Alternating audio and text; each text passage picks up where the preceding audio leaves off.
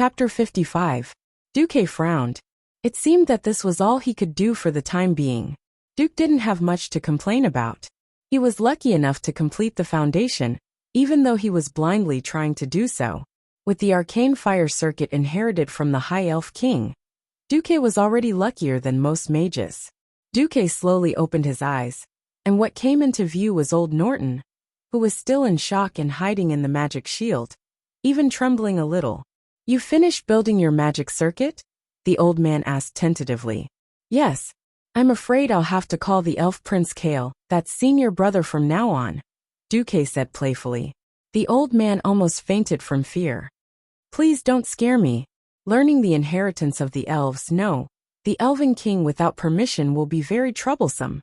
"It's okay, the Sun King is very fast." Duque wanted to say that it wouldn't be long before the Sun King died. But he suddenly remembered that the secrets of heaven could not be revealed, so he shut his mouth. "What's wrong with the Sun King?" "Nothing. If this gets out of hand, the person who sent me the letter will take the blame." Duque didn't really want Aurelia to take the blame. He was thinking about how to further modify his magic circuit, so that in the future, even if the Sun King stood in front of him, he wouldn't be able to see it. "Yes. Where did you go to collect the magic power just now?" Duque looked at the dull magic power gems at the old man's feet, and suddenly felt a heartache. The old man had even compensated him for the cost of his coffin in order for him to build the arcane circuit. Not wanting to implicate old Norton, Duque made a shushing gesture. "I went to borrow some from the Mediv." Unexpectedly, the old man cried out strangely, "Impossible. The Guardian has been missing since last Wednesday." Without any warning, he was neither in Stormwind nor back to Karazhan. Duque's heart skipped a beat, and started to beat wildly. Mediv is missing. Duque, who was familiar with the history of the world of Azeroth, knew what this meant. Medivh's disappearance was a major event for Stormwind and the entire world. While Mediv was missing, Sargeras was no longer satisfied with hiding in the dark and secretly influencing Medivh's decisions. Sargeras began to devour Medivh's soul.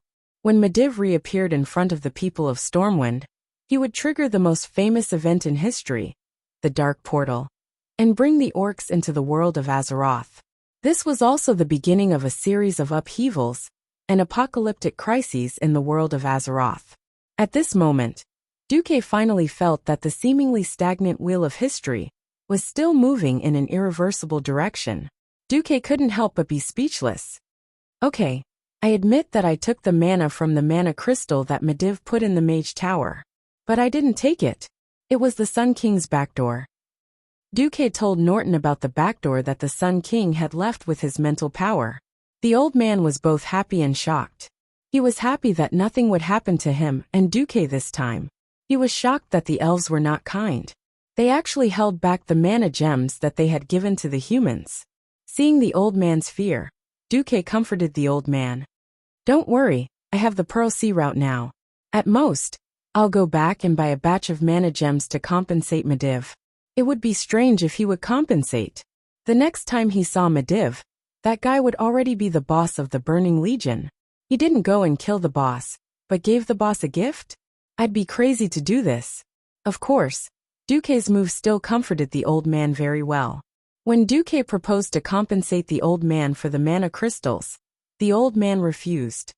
"There's no need. I don't have any children. I've been studying arcane spells for most of my life. It wasn't until recently that I suddenly realized that I was really old that I remembered that I should accept a disciple.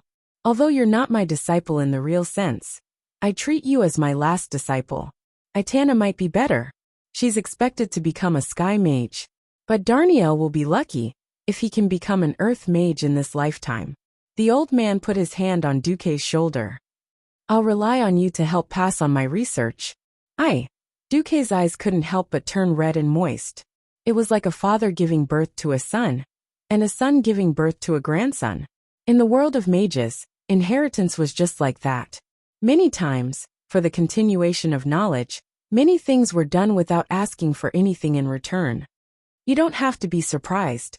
When you're old, you'll think the same. Alright, now that you have a very solid foundation, you can officially learn my arcane techniques from tomorrow onwards. Got it. At this moment, there was a commotion outside the room. It should be the guards and the mages on duty rushing over. Hey, Abela Norton, you old ghost, are you dead yet? If you're dead, just grunt. A rude shout came from outside the window. Flit, you're dead, but I'm not dead. Old man Norton roared back in annoyance. Very good. Then what about that little guy Duke Marcus? After a while, you'll be able to sit on the Sky Mage seat with him. Oh damn it. I've lived my life in vain. Right, where should I send the bill? Here or at Marcus's? We've lost a lot this time. It can't be settled without a few thousand gold coins. At the mention of a few thousand gold coins, old man Norton's head shrank. Of course it'll be handled by that kid Marcus himself. Duque was tongue-tied. The gratitude he felt from the old man, not needing him to pay for the crystals, was gone. Hey, what happened to the mentor taking care of everything? Give me back my gratitude. Facing Duque's aggrieved gaze, old man Norton decisively changed the subject. Right. Your foundation in arcane magic has been built very well. Now it's time to strengthen your understanding of arcane magic. Starting tomorrow, you'll come to me to learn arcane magic techniques. Alright, I'll just treat it as tuition. After this day, the entire academy knew that Duque had advanced to a 9th grade earth mage. All the official mages looked at Duque differently. At first, Duque didn't understand. Later, it was the old man who told him that in the world of mages, only those who could truly form a magic circuit and continuously absorb the magic power drifting in the atmosphere would be recognized as true mages. The standard of being able to cast 3 level 1 spells was purely for the convenience of determining the boundary between a mage and an apprentice. In the following days, Duque focused on learning arcane magic techniques from Old Man Norton, which was metamagic abilities. It was different from the kind of special effects that could be obtained by simply adding points in games. In a situation where even the system elf couldn't analyze it, Duque could only be like a real apprentice, constantly using his own senses to perceive. Again and again, he repeated this in constant failure and practice. The number of failures was so many that Duque couldn't remember how many times he had failed. Finally, Duque succeeded. Arcane subtlety reduces your target's resistance to all your spells. The specific effect depends on whether you can grasp the target's weakness in actual combat. Arcane focus gives you a 10% chance of entering the energy-saving spellcasting state after casting any kind of damaging spell. The energy-saving spellcasting state can reduce the mana consumed by your next damaging spell by 100%. Arcane meditation allows you to maintain 15% mana recovery speed when casting spells. Just when Duque thought that his days of research would continue indefinitely, a magic imprint on his hand heated up. Chapter 56. Mage Imprint Communication was a simple means of magic communication. Anyone who knew magic could use it, but the distance of the communication depended on the spellcaster's magic cultivation. That night, Duque pretended to go to Storm Harbor to inspect the shipbuilding progress, and then came to a stone beach near the harbor. The rugged boulders hid everything well. Even if a ball was hidden here, it would not be easily seen by the naked eye. Come out, Duque said lightly. Master. Nagawala stacked her arms on her shoulders and bowed to Duque. What's the matter? Walla went straight to the point. The Grayscale clan is here. They have already crossed the reef sea opposite Stranglethorn Vale.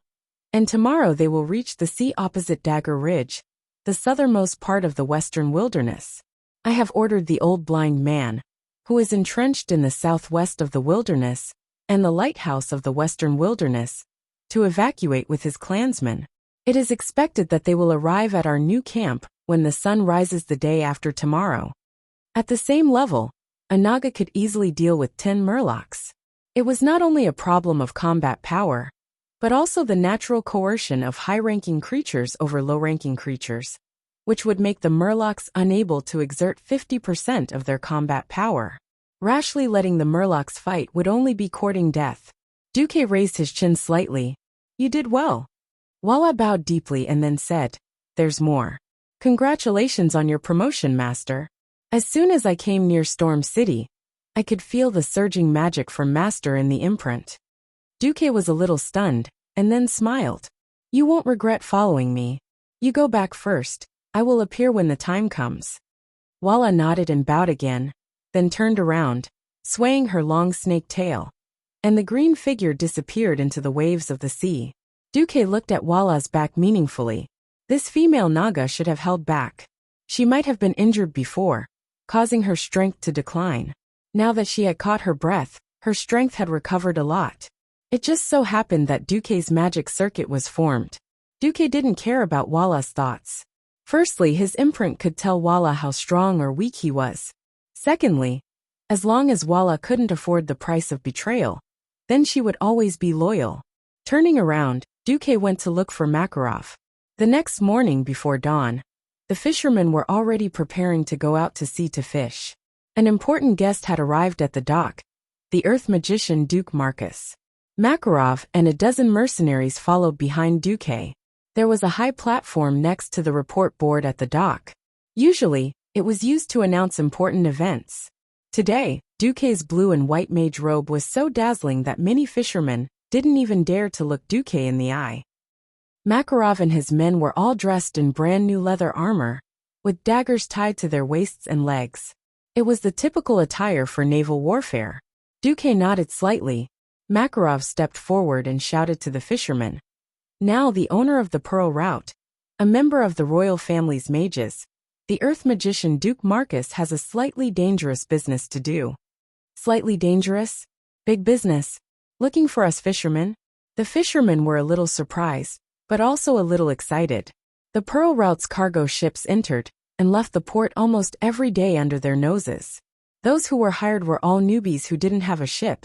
But now, those fellows were paid twice the wages of ordinary sailors. Just by sailing the ship for a 2-day round trip, one or two of them had already made a fortune. There were no murlocs, no naga, no sea beasts, and they were earning a salary that the fishermen were extremely envious of.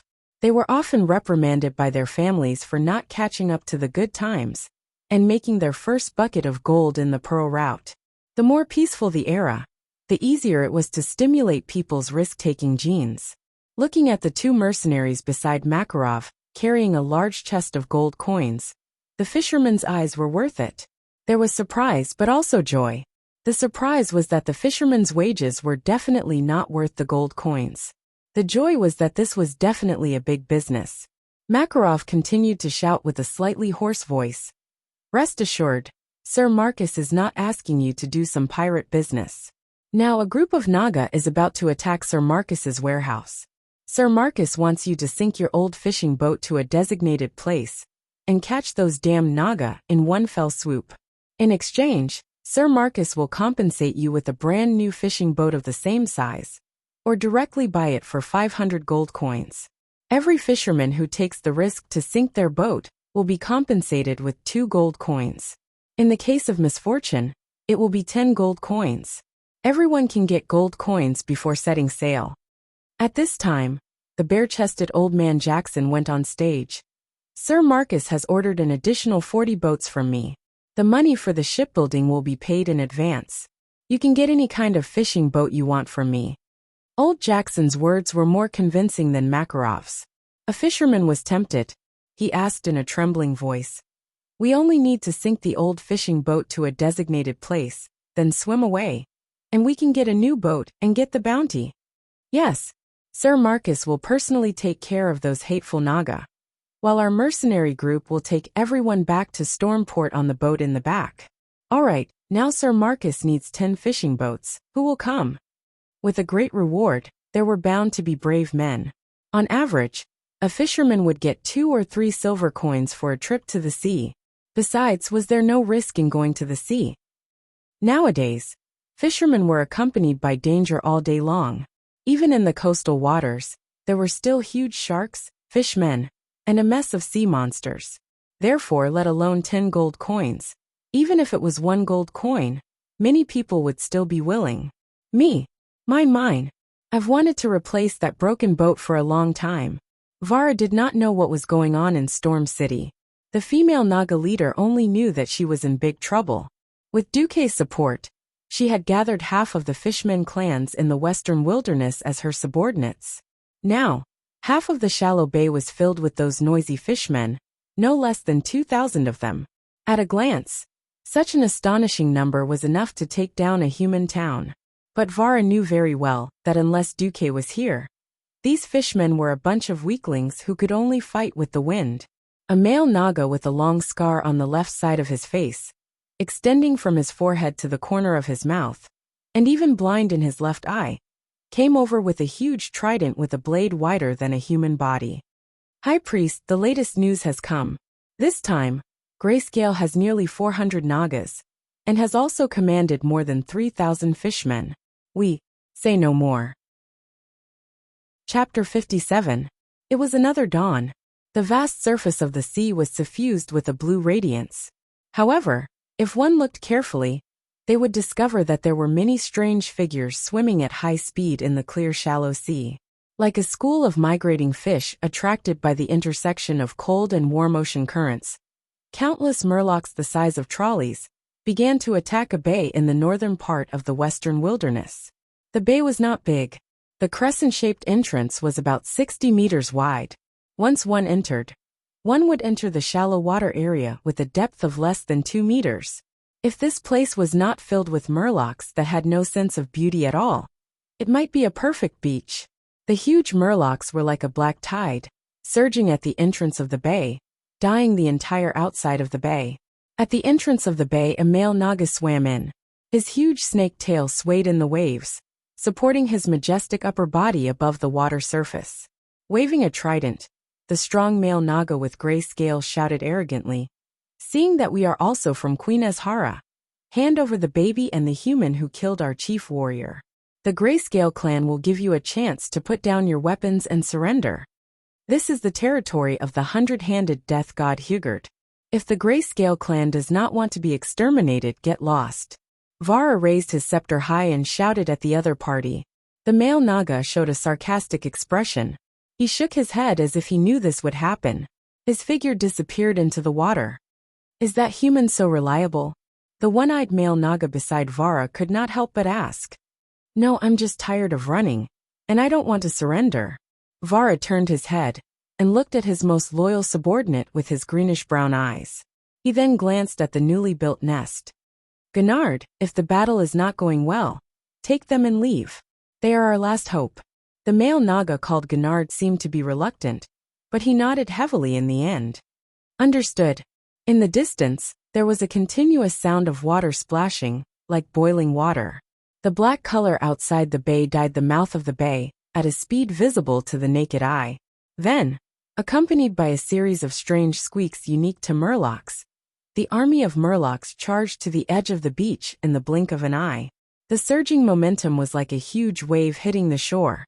It was very frightening. Unfortunately, the raging waves beating the shore only had momentum. The merfolk's huge wave was shattered by a different kind of shore. "Throw the axe." Over 1,000 simple short axes spun in a wondrous manner from high up on the shore. It was as if a sudden heavy rain had poured down, almost instantly extinguishing the morale of the attacking murlocs that had just been stirred up. Skinning axe. Duque had obtained the blueprint from Hogg. This was the simplest kind of axe. It was made by tying a sharp stone that could be seen everywhere on the beach to a wooden stick with a thick rope. For humans, unless they were primitive people, no one would use such a crude battle axe. But for the slightly retarded murlocs, this was the best throwing weapon. The long-range attacks easily crushed the morale of the attacking fishmen. The group of fellows turned around and fled at a speed even faster than when they came. For a moment, the battle formation was in chaos. Taking advantage of this opportunity, Vara raised his scepter, and all the defending murlocs jumped into the sea one after another, fighting with the murlocs who were trying to escape. If it was a brilliant commander paired with strictly disciplined soldiers, they might be able to use the terrain to repeatedly consume the opposite side's forces. But the murlocs, well, that was the case with their retardation. Anyway, one side had to escape, and the other side had to chase, so at least there would be some results. But as the Grayscale clan became ruthless, and threw a large number of male Nagas into the battlefield, the situation developed in a direction that was not favorable to the furious Scale clan. The male Nagas had burly bodies comparable to trolls. When they stood up, they were easily more than 2 meters tall. Even on land, without 3 or 5 Stormwind City soldiers, they would not be able to handle them. Where there was water, they were even better at hand-to-hand combat. They waved their huge tridents, as if they were chopping melons and vegetables, easily chopping the murlocs who dared to come forward on the furious Scale Clan's side into minced meat. After a few tests, the murlocs only dared to use the skinning axe and the Murloc Wise's frost arrows for long-range attacks. But the effect was not great. As an aquatic race, the male Naga had good ice magic resistance and extremely thick scales. Wrapped around the explosive muscles were fish scales that were comparable to armor. The Murloc's attacks could hardly hurt them at all. At this time, a female Naga with gray scales all over her body appeared in the bay. "Vara, I'll give you one last chance, kneel under my tail.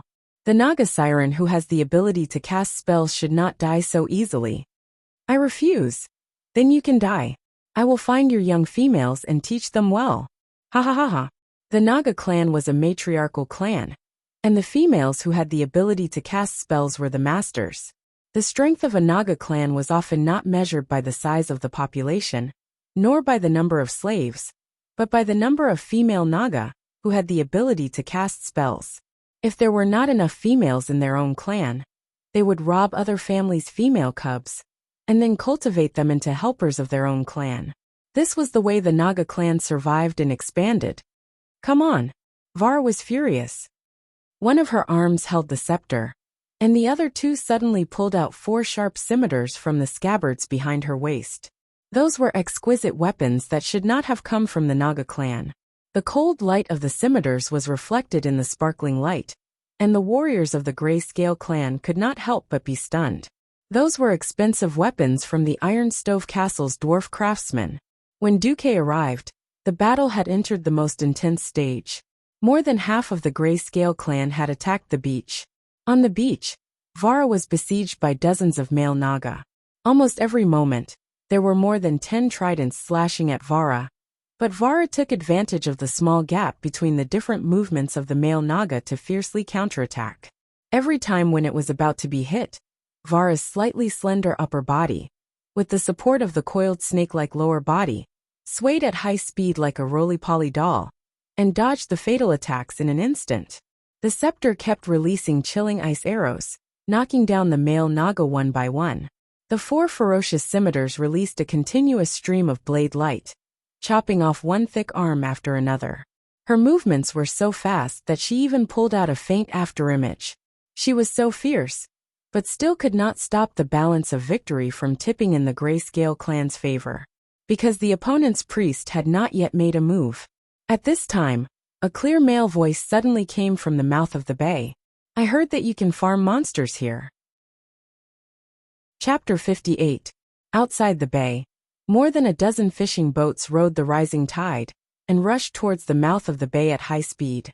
They were so fast that the few scouts that the Grayscaled Nagas had set up could not react in time. All the elite warriors had been transferred into the bay, and the small number of Nagas and Murlocs left outside the bay did not even have time to react before they were defeated by Duque's magic. The fishermen fearlessly crashed into the mouth of the bay, following the tide and pulling out the plug at the bottom of the cabin with a long rope, allowing a large amount of seawater to pour into the boat. At the same time, they looked for an opportunity to jump into the sea and quickly swam back to Makarov's side. The entire process was done in one go, and it was almost completed before the Nagas realized what was going on. When more than a dozen boats completely blocked the mouth of the bay, Duque stood at the top of the largest boat and made that extremely pretentious declaration. "I heard that we can farm monsters here?" At first, the Grayscaled Nagas and their subordinate Murlocs did not know what it meant. As far as they were concerned, it was ridiculous to think that they could block their way out by using a few broken ships to block the entrance of the bay. But soon they could not laugh. Level 2 spell, Darsong's Cold Prison. Low-level spells also depended on who was using them. If it was the previous Duque, it would not be an exaggeration to say that he was squeezed dry in times. But now, Duque was an earth mage with a perfect, arcane circuit. Duque shouted fiercely, "Ha dash! A horrifying chill instantly burst out from his body. It was very difficult to simply freeze moving seawater, and Duque used a trick of using a sunken ship as a framework. The seawater that turned into ice was stuck by the sunken ship, and in turn, became the support of other ice blocks. Layers of ice were stacked on top of each other, and the entire huge ice dam was almost completed in the blink of an eye. The Nagas and Murlocs blinked, and saw that Duque was already standing on top of an ice throne that was more than 3 meters above the water, looking down at the grayscaled Nagas and Murlocs who were tossing and turning in the bay with a calm gaze. In the next moment, the iconic 108 hands of magic appeared in the void. At this moment, Duque's aura was astonishing. He was so dazzling that he was like an ice god descending from the heavens. Near the mouth of the bay, a male Naga tried to attack Duque just now, but his entire lower body was frozen. He let out bursts of low wails, and the 3 arms that could still move were desperately slapping the ice. Noisy, Duque raised his eyebrows coldly. One of the hands of magic in the void suddenly extended its index finger, and a maximized arcane missile accurately pierced through the male Naga's mouth and the back of its head, splashing out an arrow of blood. Naga let out the last whimper of its life. Its tall and majestic body swayed, then fell back onto the ice. There was silence on the battlefield. Everyone who witnessed this scene seemed to have forgotten about time and everything in the outside world. Makarov and the other mercenaries and fishermen subconsciously stopped what they were doing. Apart from the salty smell of the sea and the chill of the icy wind, the air in their nostrils seemed to be filled with excitement, heat, and a hint of a legend. Are all old mages this powerful? Or is it that only Sir Duke Marcus is this powerful? Even though everyone on the boat had their eyes on that ridiculously young figure, Makarov did not forget his current situation. He took a step forward and blocked Duque's line of sight from the dazed helmsman. He pulled out his dagger and swung it in the opposite direction. What are you standing there for? Turn around immediately. We'll await your triumphant return. Are you trying to shame your name by losing a fisherman? The subordinates immediately came to their senses and quickly turned the helm, leaving Yongfan behind. Within the bay, the battle that had paused for a short while began once again. Just like Blind Old Man and Fish Spear, the Murlocs under the grayscaled Naga's command crumbled the moment they saw Duque's many hands of magic. They cried, screamed, and made all sorts of unintelligible noises. Thousands of Murlocs were thrown into chaos in the middle of the bay. Kaku, in the name of the mighty god of the sea's 100-handed reaper, attack. Blind Old Man and Fish Spear immediately launched a counterattack, cutting down the Naga's Murlocs as if they were vegetables. It's a mess, it's all a mess. Even if the grayscaled Naga Siren still had the upper hand in terms of high-end combat power, the female grayscaled Naga Siren priest knew that if Duke subdued all of her Murlocs, the hundreds of Naga Siren would be wiped out. She ordered the strongest male Naga Siren warriors to continue attacking Vara, while she personally led her subordinates and charged towards the mouth of the bay. They had to kill Duque and open up a gap. As long as they could get rid of Duque, the Naga Siren's last hope, then everything would be back on track. Duque sneered as he watched the Naga charging towards him. Hey, System Elf. What's the evaluation result of the plan I proposed to you last time to use Hand of Magic to shoot arcane missiles at the same time? With the System Elf, it was equivalent to automatically having the metamagic specialty of multicasting. The only difference was in power. After examining the host's arcane circuit, it is recommended that the host fire no more than 80 arcane missiles at a time. The arcane missiles in the world of Azeroth were slightly different. Because a single arcane missile was less powerful, it was generally fired 3 at the same time in a triangle to ensure lethality. Therefore, one shot was 80 hits. Then I might as well reduce it to 36 hits. A large number of hands of magic unfolded into a pair of wings behind Duque. Duque raised his right hand and waved it down forcefully. As if hearing the command of their commander, the hands of magic in the void turned their wrists at the same time and fired 100 shots at the same time.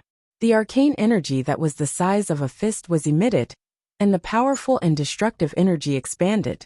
The resulting bluish-purple light strongly stimulated the eyes of the Naga. Every 36 hands of magic formed a wave, and the 3 rounds of hands of magic seemed to be firing ceaselessly. Without deliberately aiming, Duque poured the barrage of arcane missiles on the place where the Nagas were most concentrated. The Nagas' scales, which were like iron plates, were obviously effective in resisting physical attacks, but they obviously couldn't resist Duque's arcane missiles.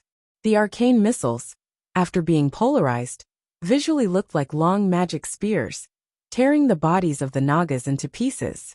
Dozens of heavy and sharp tridents were blasted into smithereens, and over 100 majestic bodies were pierced through. If the blood that was floating in the bay earlier was mostly the blood of the Murlocs, then this huge pool of blood now had a new addition: the blood of the gray-scaled Nagas. Chapter 59. At this moment, the light of the sun seemed to have dimmed, and the Nagas who were killed by Duque collapsed in the shallow water, less than 1.5 meters deep.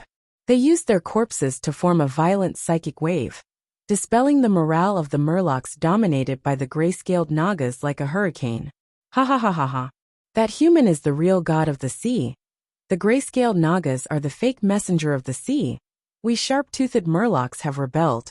The betrayal of the Murlocs intensified the already chaotic situation in front of them. When the gray-scaled Naga priest found that she could no longer command any Murlocs, and thousands of Murlocs attacked the gray-scaled Nagas at the same time with their clumsy weapons. Even if she was stupid, she knew that the situation was hopeless. Retreat. She wanted to lead her people to escape and go straight back to Stranglethorn Vale. But would Duque let them go? Duque himself did not realize that his black pupils were rippling with cold mockery, and he muttered to himself, "Useless guy. Slow reaction. You don't even have the qualifications to be my subordinate." Just like playing a turret defense game, Duque only needed to focus on dealing with the most threatening opponent. As for the miscellaneous soldiers, naturally the system elf would help him aim and shoot. There were many Nagas who rushed to the small iceberg at the mouth of the bay, but none could reach Duque. Suddenly, Duque was shot by frost arrows, which came from the attack of 3 gray-scaled Naga females. A faint smile appeared on Duque's face. If he was still injured by these level 1 frost arrows, without the support of metamagic abilities, it would be really embarrassing. He gathered some of his magic, raised his left hand, and an ice wall appeared in the path of the 3 frost arrows that the system calculated would have to pass.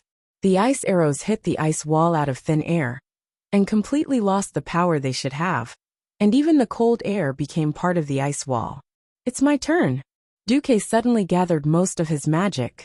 The magic consumption of each arcane missile was not high, but it was different for fire spells. Fire spells had always been a big consumption of magic. Duque could take 80 arcane missiles at the same time, but he could only take 5 flame bursts. Duque's hair seemed to have been ignited from his head to his shoulders. Crimson flames rose more than 1 meter above his head. The fire magic power from the fire elemental realm gathered in front of the hand of magic in the void. Seeing the 5 huge fireballs suspended in the air, the faces of the gray-scaled Naga Siren priests turned pale. They screamed and raised their magic shields. Even the most loyal male Naga Siren used his huge body to block between Duque and the Naga Siren priests, trying to defend their leader with their lives. So what? Under the command of the system elf, purplish-blue arcane missiles descended from the sky, all of them concentrated in one area. In the blink of an eye, the shooting line between Duque and the gray-scaled Naga Siren priest was cleared. No! The Naga leader screamed and twisted her snake waist in the shallow water, trying to avoid the attack of Flame Blast. Duque laughed loudly, and a huge fireball smashed down. Hee. Watch my 5 fireballs, divine sect. The Naga Siren priest's speed was not slow. From the time she started to move to the time the fireball hit, she had already moved 4 meters away from her original position. However, Arcane Fire Circuit not only gave Duque abundant arcane and fire magic power, but also gave him more precise magic control ability. The high-speed fireball actually made an unscientific turn in the air, drawing a clear arc in the void. Vara, who was still in the middle of a bloody battle, was dumbfounded. He almost forgot about the battle around him. The gray-scaled Naga Siren priest struggled to swim a few steps and was hit in the face by a flame blast. The magic shield saved her life, allowing her to escape the fate of being the first to be killed. However, this only extended her life for a little longer. After the first hit, she was marked with a must-hit label. No matter how she struggled, moved, and resisted, she was still hit by the second, third, fourth, and fifth flame blast. The second one charred her whole body. The third one blew up several of her arms. The fourth one blew her waist into 2 pieces. The fifth one was actually already a corpse. Under the gaze of thousands of murlocs and hundreds of Nagas, the dignified gray-scaled Naga Siren leader and clan high priest was killed by Duke's fire magic in the shallow water area. The intense heat even evaporated all the water around the gray-scaled Naga Siren priest in an instant, forming a temporary hole. After a full second, the seawater filled the hole again. At this time, Duke's fierce and domineering voice echoed throughout the bay. Who else? Come out. Even if Duke used the human language, it did not hinder the murlocs from understanding Duke's meaning. Duke was forcing the next challenger out. Were there any more challengers? The number 1 male Naga Siren warrior of the gray-scaled clan was cut into sashimi by Duke.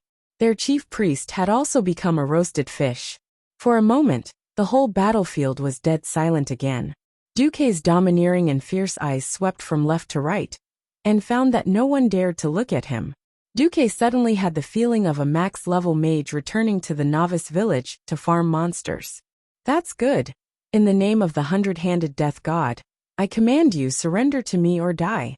Thousands of murlocs knelt down, calling out Kakagao non-stop. The symbol of submission was even translated by the system elf, and Duke didn't bother to read it. The only 2 remaining female Naga Siren priests of the gray-scaled clan put their 6 arms together and bowed. At the same time, all the surviving male Naga Siren also showed their submission. Even if Duke had the idea of taking them in, before he killed the gray-scaled leader, there were still more than 100 gray-scaled male Naga Siren who were shot into meat paste by arcane missiles. Looking at the more than 280 gray-scaled Nagas, Duke suddenly had the idea of killing the gray-scaled Naga Siren leader in seconds. At this time, Vara Ringscale Avis, who was bathed in blood and had no less than 10 wounds, swam over. She also bowed deeply. Congratulations, Master. Duke glanced at her wounds. How are your injuries? Minor injuries, Vara replied faintly. Well, from now on, these gray-scaled Nagas and Murlocs will be under your command. Within a month, I want you to move everything of the gray-scaled Naga here. The clever Vara frowned. Master, why are you in such a hurry? Is something big going to happen? Was the dark portal a big deal? Of course it was. Of course, Duke couldn't tell Vara. It is indeed a big deal. Maybe in 2 or 3 years, maybe in a few months, I can't say for sure. However, this is indeed a super big deal that involves the whole world. You just have to prepare for a large-scale naval battle. Vara knew that as an outsider, she couldn't get Duke's complete trust. And Duke's performance of descending from the heavens had deeply shocked her. Now she had no other thoughts. Although she didn't know who her enemy was, Vara bowed deeply again. As you will. Chapter 60. It was another glorious victory. More witnesses, more spoils of war. For 3 days in a row, the corpse of the gray-scaled Naga leader and hundreds of Murlocs hung in the port of Stormwind. Most of the Naga and Murlocs within 300 nautical miles of Stormwind have been wiped out by His Excellency Duke Marcus. Fishermen, you can fish to your heart's content. If you join our Hurricane Chamber of Commerce, you will receive better protection and better profits. If you don't have a boat, we can lend it to you first. You only need to sign a 5-year labor contract with our Chamber of Commerce, spend no less than 25 weeks at sea every year, and promise to hand over 30% of the catch to the Chamber of Commerce. A brand new fishing boat is yours, and once the contract expires, the fishing boat will belong to you. As one of Duke's mouthpieces, Makarov had officially become Duke's follower. Now he often encouraged more fishermen at the docks for Duke, and more young men to join Duke's newly established Hurricane Chamber of Commerce. In fact, Duke used the common method of taxi companies before his transmigration to seduce fishermen or fishermen's descendants who could not find work, and it was really successful. And more varieties of fish and seafood also supported the expansion of Duque's business. Especially in the last month, Duque had formed a whaling fleet. On the big ship, Duque patted a few huge barrels next to him. This is the float. As long as the javelin tied to the rope hits the whale, we don't need to fight this behemoth at all. We just need to stop it from diving, and when it runs out of strength, victory will be ours. Duque's explanation made Windsor, who was standing beside Duque, speechless. Yes, Windsor had returned with the craftsman that Duque needed. Before he even arrived at Stormwind, he had already heard of Duque's reputation in Kul Tiras. A pearl line. In this era where diving was risking your life against murlocs, naga and sharks, most people could only try their luck picking up pearls from the shells that washed up on the beach. But Duque continuously produced all kinds of seafloor specialties that made nobles crazy. The appearance of the Pearl Sea route also stimulated the merchants of Kul Tiras. A bet of 500 gold coins? There were more than 2 zeros. Therefore, Windsor simply said that he was sent by the owner of the Pearl Line to recruit craftsmen. In addition, Duque managed to convince the Stormwind army to lend him a griffin and have Makarov bring 20,000 gold notes to Windsor. In the end, Windsor had not only brought along a huge team of 200 craftsmen, but also cleared out all the inventory in Kul Tiras shipyards. Unexpectedly, as soon as he returned and saw Windsor's ship, Duque had a new idea, a whaling fleet. The others threw the javelin with their arms, but Duque was even better. He simply stuck the javelin into the whale's tail with hand of magic. The sailors watched in astonishment as the barrels swayed on the surface of the sea, but did not sink. More than an hour later, the exhausted whale floated to the surface of the water. Seeing this scene, the hundreds of sailors on the 3 whaling ships burst into enthusiastic cheers. Windsor and Makarov were dumbfounded. Reggie, do you know what this big guy is for? Reginald Windsor, who was nicknamed Reggie, was still not used to Duque's almost blind trust in him, and the way he treated him like an old friend. He wanted to do business, but remembered that he had lost the bet, and he was already Duque's follower. Sighing in his heart, Windsor asked tentatively, "Can it be eaten?" Duque smiled and shook his head. "Most whale meat is not delicious. What I want is inside the whale." Duque would not say it out loud. His goal was the ambergris of the sperm whale. That thing made into a perfume would drive the noble ladies of the entire Azeroth human kingdom crazy. He knew what to do in general, and this would be the key stepping stone for Duque to open the door to wealth and convenience. Duque continued, "Of course I won't waste such a big piece of meat. Drag it back, and I'll tell you how to make it taste good. By the way, whale fat is also good stuff." Duque already had a complete set of soy sauce brewing methods. This was purely something that Duque accidentally remembered when he was bored and asked Baidu what soy sauce was. He would divide the process into multiple parts, each operated by a different master. In fact, the first batch of finished products was already out, and the results were quite good. A few days later, in the Stormwind Palace, King Lang Rin and the Queen, the young prince and princess, and Anduin Lothar saw the royal chef serving him a dish he had never seen before. "This is..." The king looked up and looked strangely at his royal chef. "This is a new dish that has recently appeared in Stormwind, raw salmon." "Fish? That stinky thing. And how do you eat it raw?" In Azeroth, people still did not know how to avoid the smell of fish. In the minds of most nobles, things like fish were eaten by the lower classes. But the royal chef used the method taught by Duque to show Lang and Anduin how to pour lemon juice on the iced salmon, and how to eat it raw with wasabi and soy sauce. With the mentality of trying it out, Lang and Anduin tried it. It really tastes special. I think I'm starting to like this stuff." Lang gently wiped his mouth. The little prince and the little princess repeatedly said that they wanted an extra portion. At this time Anduin spoke. "Lang, do you remember Duke Marcus who was in the limelight?" "Of course, the youngest earth mage in our kingdom." When answering, Lang also glanced at the fan-shaped red coral placed in the center of the dining room.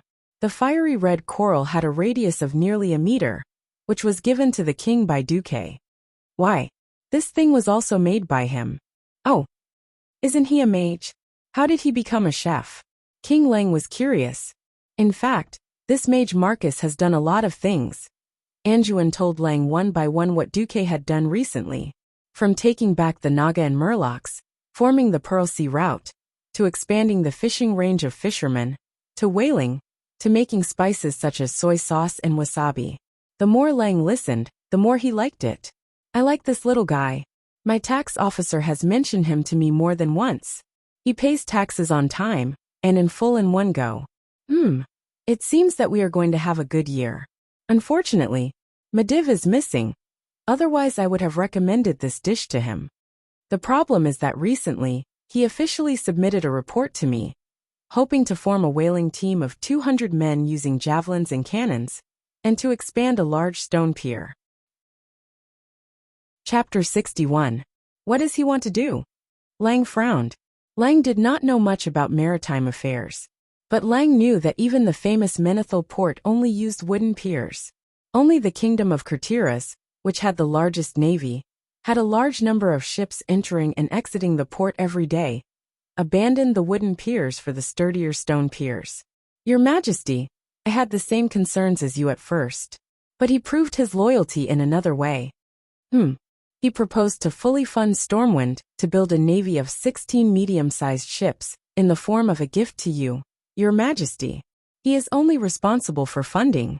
The ships can be ordered from Kurtiras, the cannons from Ironstove Castle, and all the personnel will be provided by us. Even the training fees for the personnel will be covered by him. At this point, even though Anduin tried to explain the proposal in a neutral tone, he could not hide the excitement in his voice. The west side of Stormwind City was the sea. Stormwind had a long coastline, but it could not be used effectively for a long time.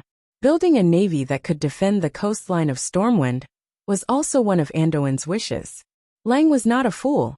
Everything in front of him came too easily. It was too surreal. If Duque tried to build an armed fleet that could beat the navy of Stormwind, Lang would not agree no matter what. He would definitely kill Duque's plan in the cradle. But Duque cleverly shut the mouths of Lang and the nobles. It's a little illegal for me to use a ballista. But if I let you use cannons, you won't be afraid, right? Gunpowder weapons in the world of Azeroth had not yet become popular. Although cannons had a lot of damage, most of them were muzzle-loading cannons. But no matter how outdated cannons seemed, they were not inferior to ballistas in naval battles. Cannons were superior in terms of range and power. Perhaps only the reloading speed of ballistas was slightly faster. After thinking for a while, King Lang cautiously said, "What does this Duque lad want?" "A perfume called Chanel, that is about to hit the market, will be exclusive rights for 100 years. Anduin Lothar recalled the words of Duque's messenger Windsor. He also said that Your Majesty will soon know the magic of this perfume. Lang did not answer directly. What else? Anduin Lothar tapped his fingers on the table. He wants to make more money. Enough money to build a great mage tower comparable to Karazhan. When King Lang heard this, he smiled. Most of the doubts in his heart were solved. He had heard of Duque's arrogance. He was greater than greatness, surpassing Mediv, who was the guardian of the world. Of course, Lang knew how astronomical the construction costs of a top-notch wizard tower were. It was a terrifying sum that even the entire treasury of Stormwind might not be enough. Now Duque had talent, not only in magic but also in business. If that was the goal, then it wouldn't be strange at all. Lang smiled. It shouldn't be a big problem. I'll think about it tonight and give you an answer tomorrow. Okay. Anduin retreated, looking at the cluster of beautiful red coral trees. Lang turned and entered the royal study to check the documents. Before he knew it, it was late at night. Lang also felt sleepy. When he returned to the dormitory, he suddenly smelled a very elegant but relaxing scent. It was sweet, tempting, but not stimulating at all. Following the scent, Lang was surprised to find that the source of the scent was actually his lover. The queen was wearing a nightgown and lying on her side on the big bed. "Oh, my queen, you're really special tonight." Lang involuntarily rushed up and hugged the queen's slender waist. He sniffed hard, and Lang suddenly felt a warmth start to burn in his lower abdomen. "This is the new perfume I just got. Do you like it?" The queen smiled sweetly. "Oh hell no, it's great." Lang immediately understood what Anduin meant when he said, "You'll soon know the magic of this perfume," during the meal. That little fellow Duque actually knew how to bribe the queen. Lang was a little jealous. This thing will turn all men into beasts. Then come and eat me. The queen smiled coquettishly. At this moment Lang made a decision. That night, the great King Lang had a pleasant night. The next morning, when Anjuan saw the king wearing an unseasonable high-collared shirt, Anjuan immediately understood that His Majesty was trying to hide the mark of passion on his neck. Damn it!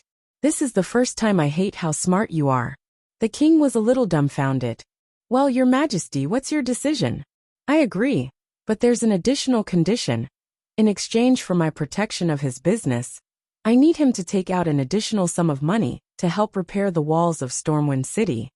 Your Majesty, your shrewdness has illuminated the entire kingdom. Anjuan did not forget to show off his cleverness.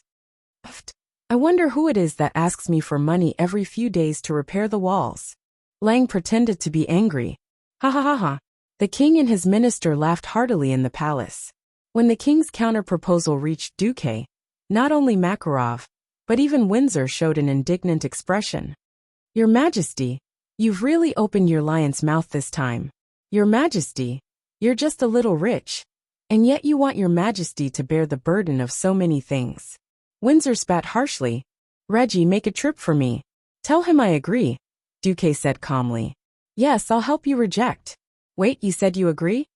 Even Windsor, the loyal minister of Stormwind City, opened his mouth in shock. I have as many ways to earn money as I want, but there are some things that can't be made up for once I miss it. Duque did not explain further. From the window of the small house that Anduin gave him, he looked at the buildings of Stormwind City that rose and fell along with the mountains. This was not the first time Duque had been acting mysteriously. Makarov and Windsor, who rarely interacted with mages, thought that all mages were like this. Duque did not want to explain, because no one would believe him even if he did. Stormwind City was destroyed during the first orc invasion, and Duque had always felt that it was a pity. Because of this, there were many tragedies. It was not just this massacre, but also the tragedy of the nobles not paying for the reconstruction when Stormwind City was rebuilt. He did not know if what he was doing could change the fate of Stormwind City, but in order to make up for the regret in his heart, he tried his best to do what he could. He did not want to achieve it, but only to do it. That was why Duque was willing to be blackmailed by Lang. He was not sure if Medivh would be like history.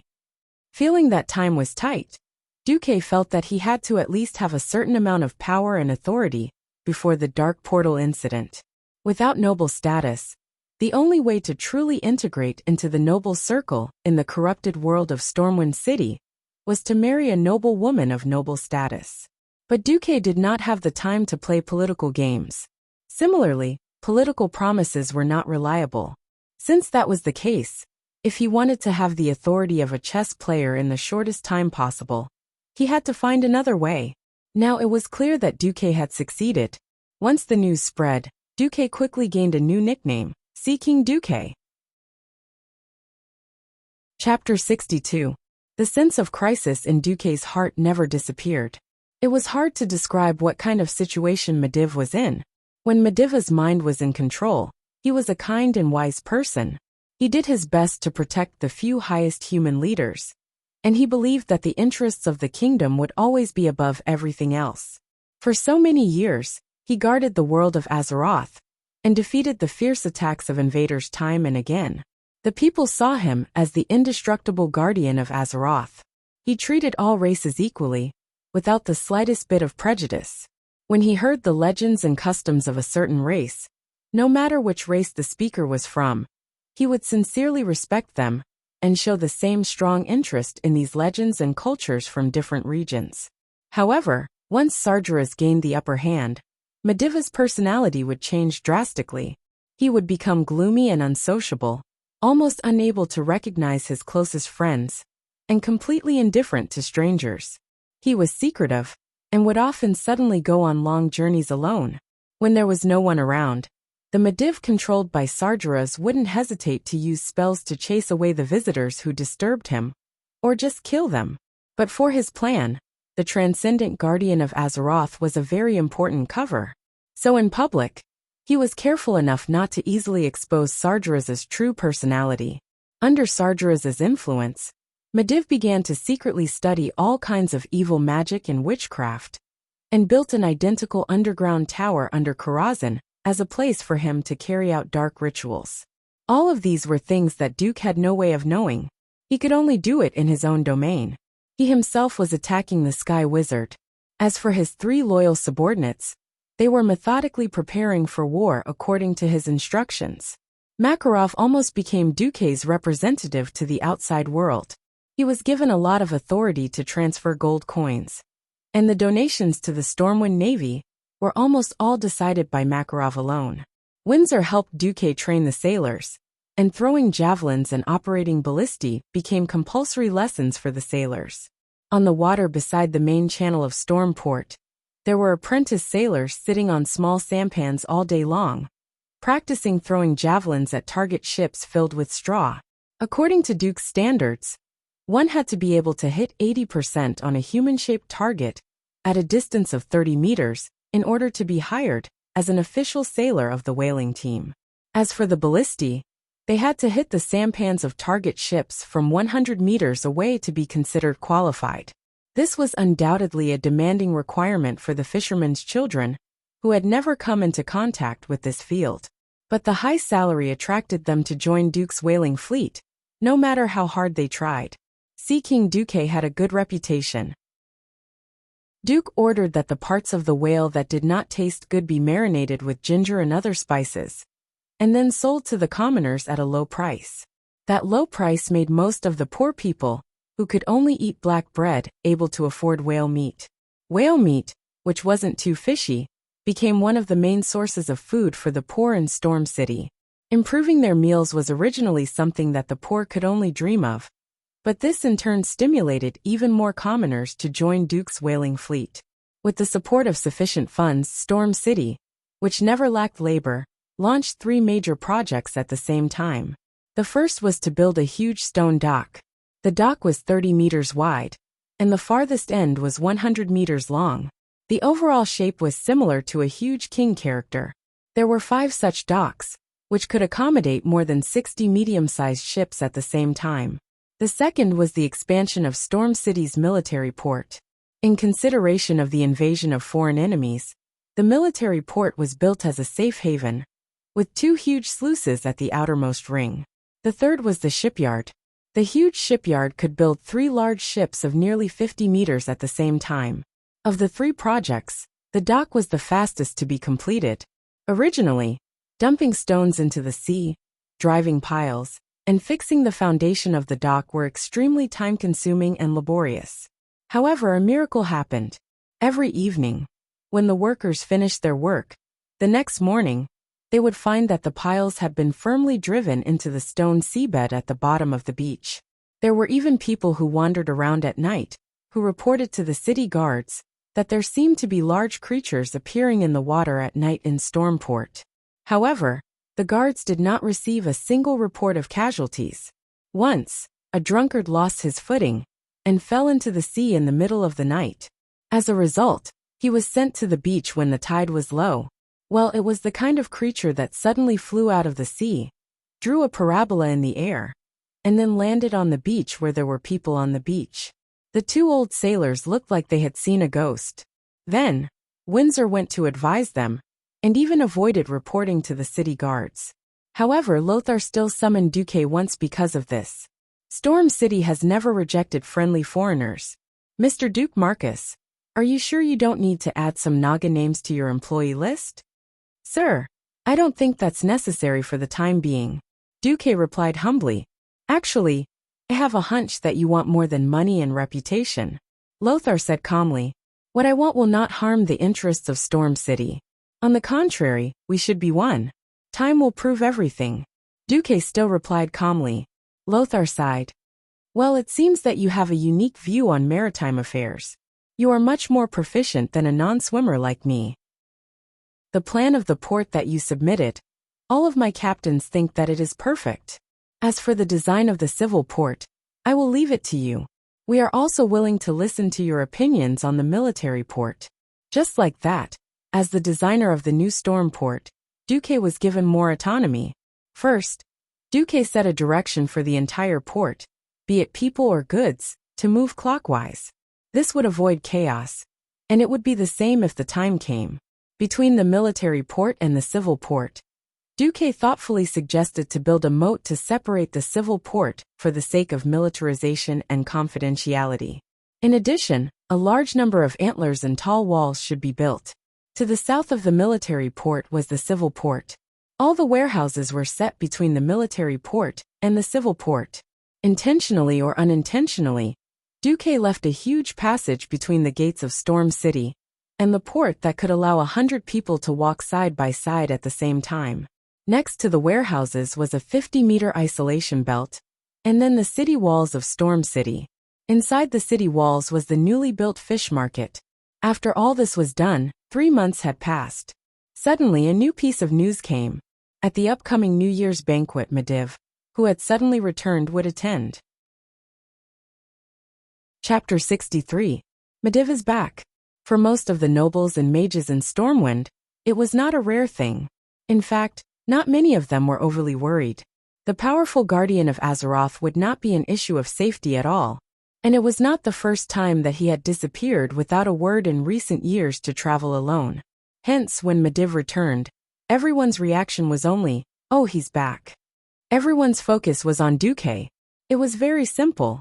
To everyone, Medivh was more like a mortal looking up at a glory that was above the clouds. It was something that could be seen but not reached. In the past year, all the commoners and even the nobles who were not doing well had idolized Duque, who had built everything from scratch. The youngest Earth Mage, a member of the Royal Mages, the king who ruled the western wilderness against the sea, the undisputed owner of the Pearl Sea Route, the inventor of Chanel perfume. There were so many halos on the same young man. It was rumored that King Lang had decided to grant Duque the title of a knight. For Duque, who was born as a commoner, it was definitely a meteoric rise. At least, that was how the nobles saw it. In the past year, Duque had opened up the Pearl Sea Route and provided a large amount of additional taxes for Stormwind. Even though Lang had given Duque a great deal of preferential treatment, the tax of nearly 100,000 gold coins still made Lang's tax officer dizzy. Not only were the walls of Stormwind City being repaired, but even the Storm Fortress that had not been repaired for many years was also benefiting from it. The stonemasons of the Stonemason Guild were all grateful for Duque's greatness. Originally, Duque did not have the qualifications to attend the New Year's banquet, but Lang and Anduin jointly sent an invitation to Duque. Saturday, 8:00 p.m. Outside the Storm Fort, carriages slowly approached. The carriages were pulled by tall and strong horses. Just the backs of the horses were almost as tall as a person. Every horse's fur shone with a healthy luster, and almost every horse's fur was combed neatly. Some horses' manes were even arranged into braids. There were all kinds of carriages. Regardless of whether they were extravagant or low-key and exquisite, it was obvious that they had been renovated. Many of the carriages even smelled of freshly swept paint. Each carriage was engraved with their family's emblem. Each emblem represented their history and glory. Under the watchful eyes of the Storm City guards in brand new armor, the well-dressed noble gentlemen and ladies came down from their carriages and walked on the long red carpet. Some entered directly under the guidance of the emissaries, but most of them greeted each other at the entrance of the majestic Storm stronghold. The small circles were obviously abnormal. "Duke for Dragon, I didn't expect you to come so early." A middle-aged man bowed to a young man with reddish-brown hair and a black tuxedo. The other nobles around him were also very respectful towards this young noble. This was because he was the head of the Fordragon family, one of the largest families in Stormwind. He had inherited the title of Duke at a young age, Bolvar Fordragon. His mother, on the other hand, was a very famous noble lady in the upper echelons of the kingdom. Bolvar returned the noble's elegant bow. "Yes, Earl Carton. I heard that we can see the Sea King Duque today, so I came early." Earl Carton couldn't help but feel a little awkward. The Brando family was his vassal, but he quickly changed the topic and talked about something else. Unfortunately, all the big topics in Stormwind recently revolved around one person, Duke Marcus. I heard that King Rin and Lothar agreed to let Duke Marcus come to the banquet in his own special carriage. I'd like to see what kind of carriage it is. No one knew which noble said this, but the result was that all the nobles couldn't help but look into the distance. Then, they finally saw an unfamiliar carriage. Oh my God, what is that? On the canal that traversed the entire inner city of Stormwind, something that was neither a ship nor a carriage floated over. It wasn't a ship because it didn't have a bow or a stern. It wasn't a carriage because it was moving on the river. If one had to say what it looked like, it was more like a palanquin. This was because it was supported by 4 huge male Nagas. On a normal day, such a strange carriage would have been attacked by Stormwind City's guards. But today no one would attack them. This was because the carriage was also engraved with a coat of arms. It was imprinted with arcane magic, so it couldn't be counterfeited. The outer ring was a purple circle, and in the middle was a spiral lightning symbol that symbolized arcane magic. The rich arcane light showed that the owner of the carriage was sitting in the carriage. This was the coat of arms of the Royal Magic Academy's esteemed old wizard Norton. Next to this coat of arms was a coat of arms that the nobles had never seen before. The pattern was very simple. It was a blue storm that looked like a tornado. It was carried by 4 majestic Nagas, and at the front sat a coachman wearing the standard Stormwind apprentice knight uniform. This strange carriage followed the canal and arrived in front of Stormwind Stronghold. On the small dock of the stronghold, the Nagas swayed their huge snake tails and proudly carried the carriage to the long red carpet in the stronghold's reception hall. Stormwind City's guards stood on both sides without any special expression. It was obvious that they had been informed early in the morning. Some people recognized that the coachman was the slightly famous knight candidate, Reginald Windsor. The carriage was put down gently. Windsor jumped down nimbly and opened the door. Under the watchful eyes of the nobles, a black-haired young man in a blue-white mage robe with golden edges came down first. Then, he welcomed a tall, middle-aged woman in an elegant cream-colored evening gown with an impeccable posture. She had long blonde hair that was tied up behind her head. Her facial features weren't exquisite, but it gave people a very pleasant and comfortable feeling. She was Elizabeth Jones, whom all the noble ladies in Stormwind City liked to interact with. The second to come down was the old wizard with the staff Norton. However, the focus of the people's attention was still on Duque. Seeing the 4 majestic Nagas carry the carriage away and stand with Windsor in the line of coachmen, the group of nobles was surprised and a little amused. Then should the huge Naga be the coachman? Or the horse? Duke Balver's lips curled into a strange smile. What an interesting fellow. At this moment, a strong burst of arcane energy suddenly burst out in front of the red carpet. A magic circle with a diameter of 4 meters suddenly appeared. After a brief flash of arcane magic, a figure that everyone was both familiar and unfamiliar with appeared. Guardian of Azeroth Medivh. Chapter 64. The reaction of the royal guards of Stormwind City was a benchmark after the blue-purple arcane light, and the flowing light ribbons, filled with runes, floated away. As the royal guards who had witnessed Medivh's magnificent appearance countless times, they did not move at first, but in the next moment, at least 10 guards chose to hold their spears horizontally at high speed. The steel spears in their hands that were more than 2 meters long were never just for decoration. But halfway through their stances, they clearly showed signs of hesitation. Every guard recognized that it was indeed Medivh, but they all had doubts. Under that face that they had seen many times, was it really the same soul? In the past, no matter how strong Medivh was, he always had a modest, kind, and comforting face. Some people even suspected that he was not a powerful mage, but an artist. Now, his chin was slightly raised, his gaze as sharp as a knife. With a fierce arrogance, he swept his gaze around with the aura of a king. Unlike the blue and white mage robe that symbolized the glory of court mages that he often attended formal occasions, today he wore a cloak made of soft black feathers, a very casual mage robe made of velvet.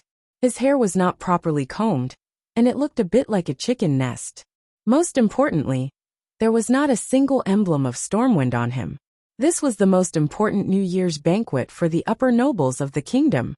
On this occasion where etiquette was the most important, as the closest comrade of King Lang, the highest existence in the field of magic in the kingdom, Medivh actually did not give face, and did not even bring anything to show his status as a court mage of Stormwind. Not just the guards, but even the nobles were stunned. No matter how arrogant they were, they would not forget that the reason they could live such a comfortable life was inseparable from the protection of Medivh. In the north, Kuel Salis, Alterac and other areas all had the presence of troll clans. It should be said that most countries had the existence of organized foreign enemies. Only Stormwind was the most comfortable. This was largely because of the existence of Medivh. What the hell was Medivh doing now? For a moment the atmosphere at the scene froze. Medivh did not care about the gazes of the nobles and guards at all. He, or rather Sargeras, looked with interest at Duque not far away. "Hey, didn't expect to see you here. Duque kid." "Kid." Duque's eyelids twitched. He saw the words in the system prompt. "You have received deep attention from Medivh, who is completely controlled by Sargeras." He bowed to Sargeras and said in a clear voice, "I didn't expect to see you here either, respected guardian. I heard that you were missing. During the time you were traveling alone, everyone was worried about you. Although it feels like you're a different person when we meet again, it doesn't matter. The guardian's health is the guarantee of the kingdom, and even the world of Azeroth." Sargeras was amused by Duke's words, which were neither servile nor overbearing, but seemed to have a hidden meaning to them. He cast his gaze on the Nagas beside Duque's carriage. Facing Sargeras' aggressive gaze, the four majestic Nagas trembled involuntarily, with deep fear in their eyes. They didn't know that this fear from their souls was because their ancestors, a group of elves with the High Elf Queen Azhara as the core, had been loyal to Sargeras. Sargeras didn't care about the Nagas, who were weak and incompetent in his eyes. He smiled and pointed at Duque. "Only power is eternal. It's meaningless to rely on these beast-like monsters to fight for the so-called Sea King title. As for the Nagas, I can destroy them all with one finger." Duque's hard work in the past 6 months was belittled, but Duque wasn't angry. He said pointedly, "There is nothing on this land that you can't destroy." As soon as this was said, even the nobles gasped. Duque really dared to say that.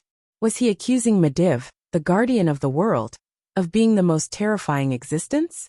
There were also a few nobles who were gloating. They had had enough of Duque's glory, and had enough of not being able to deal with Duque, who was under the triple protection of Lang, Lothar, and Medivh. This made them see the priceless pearl route, but they couldn't touch it. Now Duque actually had a conflict with Medivh? Good news. Great news. Unexpectedly, Medivh wasn't angry at all. He seemed to be in a good mood, because of Duque's words. "Ha ha ha. Kid, you'll know one day that only power is eternal. Ha ha ha. Ha ha ha ha."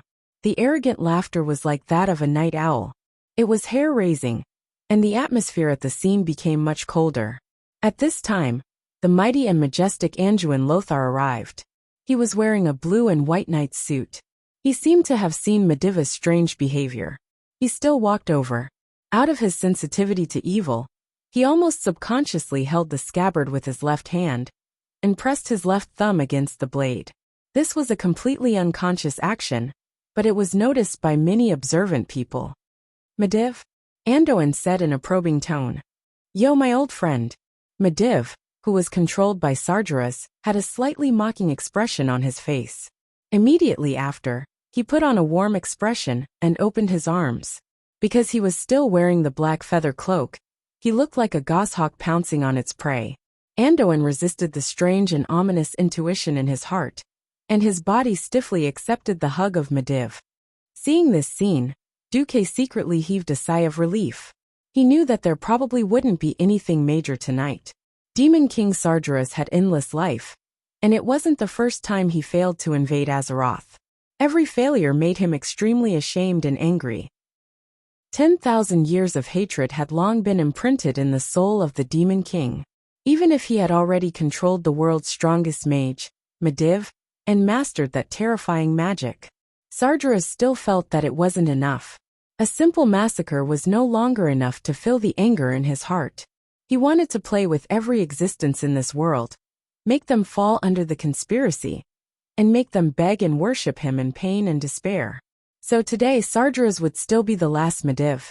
Not caring about Duque anymore, Sargeras took the strange staff that Mediv was most famous for, Atish Guardian's legendary staff, and walked affectionately with Noxus on the red carpet into the banquet hall. Looking at Atish Guardian's legendary staff, Duque was in a trance, as if he had returned to the years in the game. The Atish in real life was just as ugly as he was now. The entire staff was dark orange, and the head of the staff was like a chicken leg. It was long and slender, and slightly taller than a human. The biggest feature was that every once in a while, there would be 3 translucent crows circling not too high above the head of the staff. Duque was a little embarrassed, but his heart was burning with eagerness. He didn't know if he would have the chance to obtain this one and only artifact like in the game in this life. Chapter 65. What was the point of defeating the boss? Fame, equipment, a sense of achievement. Even though Duque had transmigrated and entered the world of Azeroth, it still could not extinguish his gamer's heart.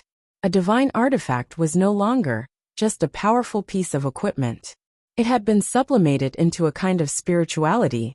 A seemingly arrogant idea surged uncontrollably into Duque's mind. Get rid of the Mediv possessed by Sargeras and snatch Atish. Thinking of the wonderful feeling of the divine artifact magic staff, thinking of the world-shocking magical boost, Duque's heart could not calm down at all. Phew! Duque exhaled a mouthful of turbid air. Beside him, Elizabeth Jones and old wizard Norton, who had been invited along, had expressions of concern on their faces. Are you all right? They asked in unison. Duque knew that they were not asking about him, but his relationship with the Mediv. I'll be fine. Duque's confident tone gave them confidence. Completely ignoring the gloating looks of some of the nobles, Duque strode into the banquet hall with Norton and Jones under the guidance of a waiter. After today, there would most likely be various interpretations of this in the nobles' circle. Duque had no interest in those political games. Towards this group of unlucky fellows, Duque almost ignored them. He only silently let the system elf record their various information. The luxurious banquet hall was slightly larger than a football field. Not only was it resplendent, but the tall ceiling was full of magnificent murals. Humans use such an artistic form to record civilization and history. On the huge dome murals, Duque saw the 7 kingdoms of the humans, the High Elves' Kuel Salis, the Dwarves' Iron Furnace Fort, and Thoradin the Great defeating the Troll Empire. Duque was so fascinated by the murals that it made Lady Jones beside him anxious. Yo, my Sea King. The New Year's banquet is a very important gathering of the nobles. Although I know that you have a high status as a mage, having a good relationship with the nobles is beneficial to the expansion of our business. I'm begging you, for the sake of your Magus Tower, at least come with me to visit a few of the most important nobles. It was already an open secret that Duque was earning money to build the Magus Tower. It was precisely because of this perfect excuse that the neutral nobles no longer held a grudge against Duque. With Jones, who was very popular among the noble ladies, the perfume was selling like hotcakes. However, Duque shook his head at Jones and said, "Something big is going to happen tonight. I suggest you put away your thoughts of promoting your business first." Jones' body suddenly stiffened. Even after so many months of happy cooperation, she still couldn't figure out what this young man was thinking. His mind was detached from the world, and his eyes always seemed to fall on a place beyond the imagination of the world. Lady Jones didn't dare to disobey Duque. After all, Duque was almost her boss, and 90% of her business was related to Duque. At this time, the messenger announced, "King Lang and his wife have arrived." Lang, who was wearing a dazzling golden robe, held the hand of the beautiful queen and his children, and walked into the hall with the guards opening the way. On the high platform that had long been prepared, the bright light of the huge candlesticks allowed everyone to clearly see the details of every gold ornament on King Lang. Lang was full of smiles. The situation of the kingdom had improved, and the return of his friend Mediv had put him in a good mood. Everyone could feel the king's success. Guests, all the people of the kingdom, welcome here. I, Lang Rin, am pleased to host the New Year's banquet here. In the past year, the whole kingdom has been prosperous, and the people have lived a better life than before. Here, I would like to make a grand introduction to everyone, and thank a young man. He is our new member of the royal family's mages, the new Earth Mage, the owner of the Pearl Line, the sponsor of the new port of Stormwind, and the sponsor of the Stormwind Navy ships, Duke Marcus. Mr. Marcus, please come on stage. Lang opened his palm and pointed at Duque. Duque was also a little stunned. He didn't expect that Lang would introduce him to the entire noble class so grandly. This was definitely the king's favor. Suddenly becoming the focus of everyone's attention, Duque was also a little flattered. His slightly open mouth showed his nervousness. Don't be nervous, young man. You deserve it. The handsome Anduin Lothar came near Duque and patted Duque on the shoulder, encouraging him to go on stage. After Duque came back to his senses, the sly Anduin whispered, I publicly support you because of the city wall. Duque didn't know whether to laugh or cry. Lothar, can you not be so snobbish? Are you thinking about how to suck blood from me next year? Under the watchful eyes of everyone, Duque went on stage. King Lang smiled at Duque and patted Duque's shoulder affectionately. He then slowly pulled out his golden sword that looked like an eagle spreading its wings. Please kneel, young man. Kneel? Kneel for what? Duque couldn't react at all. Lothar, who was next to Duque, was still alert. He whispered, His Majesty wants to confer a title on you. If you want to refuse, you can choose not to kneel. Is this considered a surprise attack? I've already transmigrated to this world, and can't go back. I can either integrate into this world, or be rejected by this world. There is no third option. Alright. It's a title after all. I'll just kneel then. After a brief daze, Duque still decided to kneel on one knee. King Lang was very satisfied. His half-squinted eyes were full of smiles. He brandished his gorgeous sword and tapped on Duque's left and right shoulders with the sides of the sword. Duke Marcus, I don't care where you come from, but since you are willing to serve Stormwind and offer your courage and wisdom for the benefit of the people of the kingdom, for the sake of the smiling faces of the people, I confer you the title of Knight. I hope that you will continue to serve faithfully from now on, and create more wealth and happiness for the kingdom and the people. Lang's words made Duque feel very comfortable. I, Duke Marcus, am willing to serve the people of Stormwind. No one noticed that Duque cleverly followed Lang's words, and avoided the words kingdom and king. He only said to serve the people. Lang was very happy. Sir Marcus, I didn't mean to squeeze you, but the life of the people of the kingdom is still difficult. I hope you can perform better next year. I will. Duque stood up. He could really feel the envy, jealousy, and hatred coming from all directions. Conferring a title as a commoner, it was often only by making great military contributions that one would be promoted from the knight class. But Duque had completely bypassed the knight class and directly entered the realm of the true aristocracy. This was inseparable from his covert expansion of territory in Stormwind. Chapter 66. There was no doubt that Duque was the focus of the banquet. Even though Mediva's disciple Khadgar had officially become an Earth Mage, he did not change the topic. This was because Duque had become an Earth Mage at the age of 14, and now he was faintly touching the bottleneck of becoming a Sky Mage. No matter how hard Khadgar worked, and even though he had more knowledge than Duque, he had only become an Earth Mage at the age of 15.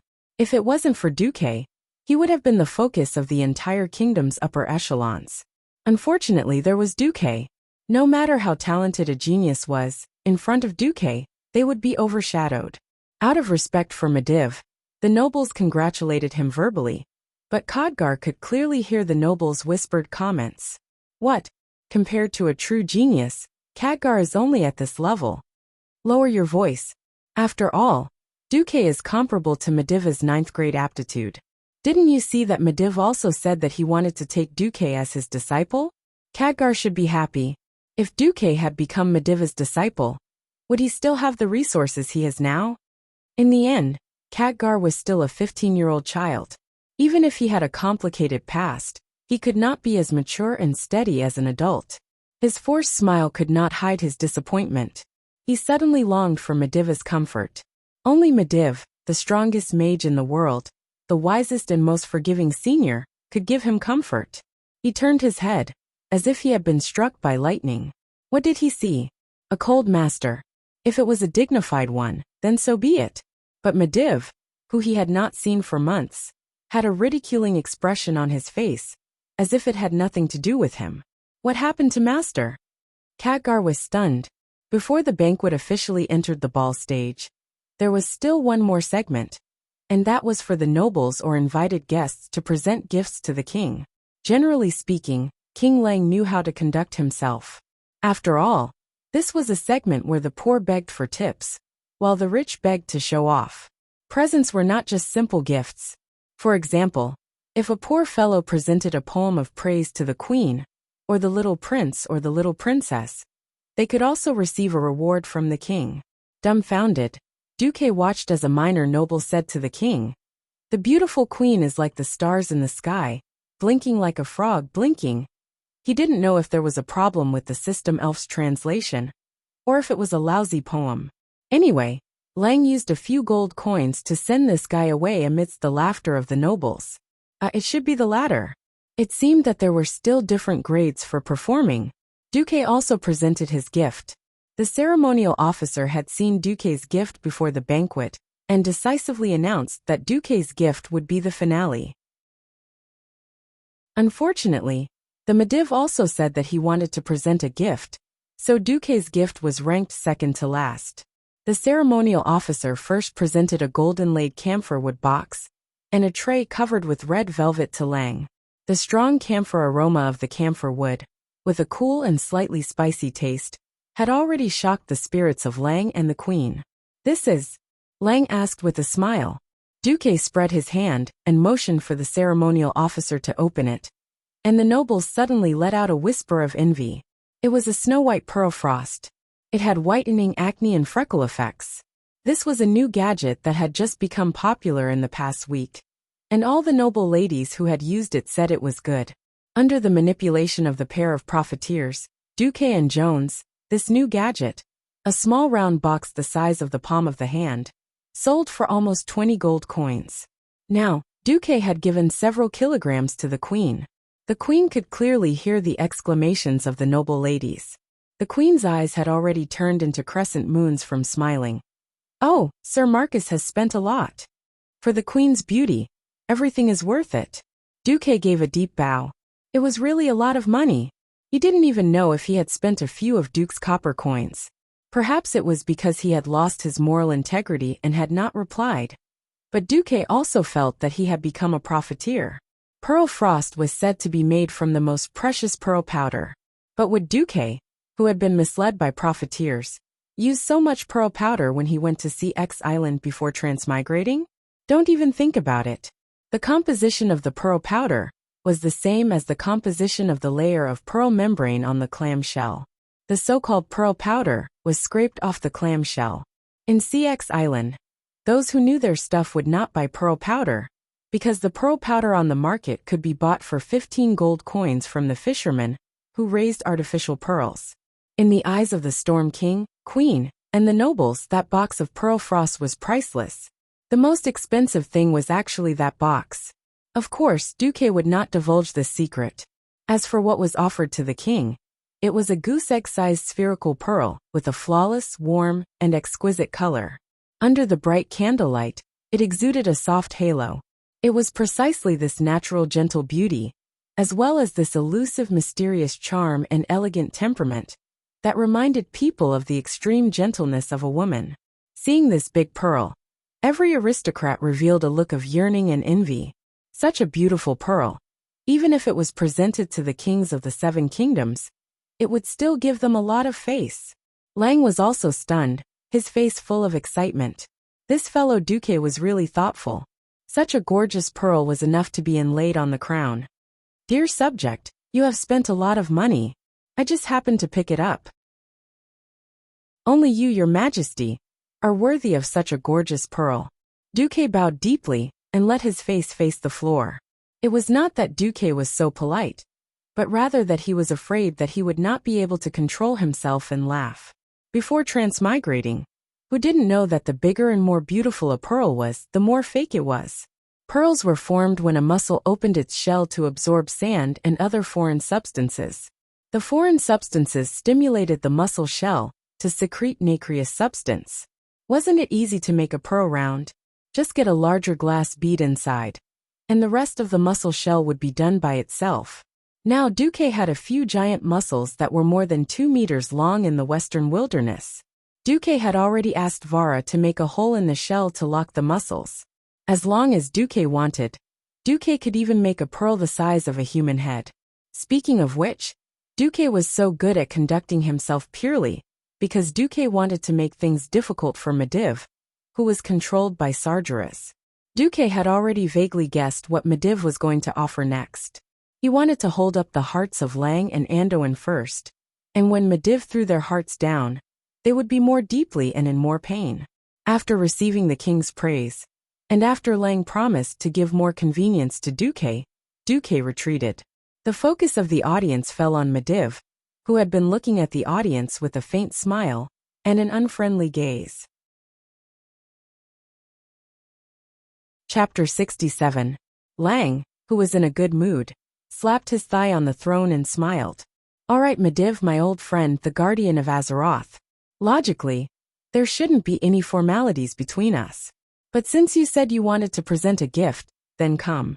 I also want to see what you've specially found. There was a cruel smile on Medivh's face, which gave Lang a bad feeling. Not to mention Lang, even Anduin could not help but take a step forward. As childhood friends who have been friends for decades, they should not have such a reaction. But the ominous aura that was so bad that it was almost leaking out made them instinctively reject Medivh's approach. Medivh did not make a move. He opened his hand, and suddenly conjured a large hourglass that was as long as his forearm, and placed it in the hands of the ceremonial officer. It was a strange transparent hourglass. Inside the light brown birch shell was a glass hourglass. But the sand in the hourglass was shockingly black. Black sand that exuded an ominous and destructive aura. Sha sha sha. The sand kept pouring down, but the sand at the top of the hourglass slowed down very slowly. Rather than saying it was an hourglass, it was more like a strange magical device that was counting down. Seeing this iconic hourglass, Duque only felt his heart beating violently. This heartbeat was so violent that it felt like it was about to jump out of his chest. At the same time, his black pupils shrank to the smallest as he stared at the hourglass. Hey, Medivh, from the first time I saw you today, I felt that something was wrong with you. What the hell are you doing? Anduin Lothar walked forward. Unknowingly, he had quietly put on a suit of armor. Although it was also a ceremonial armor, it was still armor. One had to know that he was only wearing a knight's attire before the opening. Now the future Azeroth lion, Anduin Lothar, was vaguely blocking the path between Medivh and Lang. He held the scabbard in his left hand, and was in the posture of drawing his sword at any time. Old friend, if it's a cold joke, isn't it a little too bad? Tonight is the New Year's banquet. Lang spread his hands, as if trying to smooth things over. The Medivh didn't appreciate it at all. His face was full of mockery and ridicule. You will know what this is in the future. With a gentle poke of his slender and thin fingers, the black hourglass was overturned in front of the ceremonial official, who was holding the plate with both hands, as well as the gazes of Duque, the king's family, Anduin, and the other nobles. Clatter! The enormous hourglass fell to the ground and turned upside down. Logically speaking, the sand in the hourglass should flow in the opposite direction under the influence of gravity. But no. Defying gravity, the sand flowed from the bottom to the top, still maintaining the same rhythm, grain by grain, handful by handful. Everyone's eyes suddenly froze, and everyone's heart almost forgot to beat. Fear, uneasiness, and deep confusion gripped everyone's heart. The strong negative emotions almost made Lang's chest explode. He pressed his left hand on the pauldron on Anduin's right shoulder, as if he wanted to push Anduin away and ask Medivh face to face. However, Lothar's bulging muscles told Lang that the leader of the Royal Knights had already entered a combat-ready state. King Lang couldn't help but stiffen. Without doing anything to Lang, Medivh's face was filled with endless arrogance and a touch of evil. Without saying another word, Mediv snapped his fingers with his left hand amidst a burst of owl-like laughter. In an instant his entire body disappeared. He turned into countless black crows that flew all over the sky, making unpleasant cawing sounds, and swaggered away under the shocked gazes of hundreds of nobles. Countless black crow feathers floated in the air. They spread an ominous and gloomy aura to everyone present. Banquet. Can the banquet still go on? Even if the chief protocol officer was extremely tactful and let the band play with cheerful music to slightly dilute the ominous aura.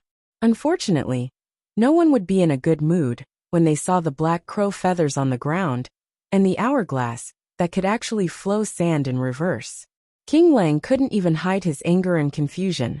He tried to continue with the banquet, but the attempt only lasted for 15 seconds. Lang nodded to the people below and left with his family. Following closely behind Lang's footsteps was the loyal Anduin Lothar, as well as dozens of fully armed royal knights who had arrived at the periphery of the venue. They were like a moving fortress, surrounding the king as he left. The banquet was not a good one. The nobles were also in a bad mood and dispersed one after another. "Let's go," Duque said to Madame Jones and Old Mage Norton, and was about to leave. Suddenly, 3 figures deliberately blocked in front of Duque and the others. Duque was stunned. He suddenly realized that he didn't know the person who was leading the group. The high-ranking noble with brown parting hair nodded at Duque. "Hello, I am Duke Bolvar for Dragon." Upon hearing this name, Duque's heart trembled. Bolvar was not just any Tom, Dick, or Harry. In the original history of Azeroth, Bolvar would first become the regent of Stormwind, responsible for taking care of the young King Varian Wrynn. Later on, Bolvar was ambushed while fighting against the Scourge Legion, and the expeditionary army he led was wiped out.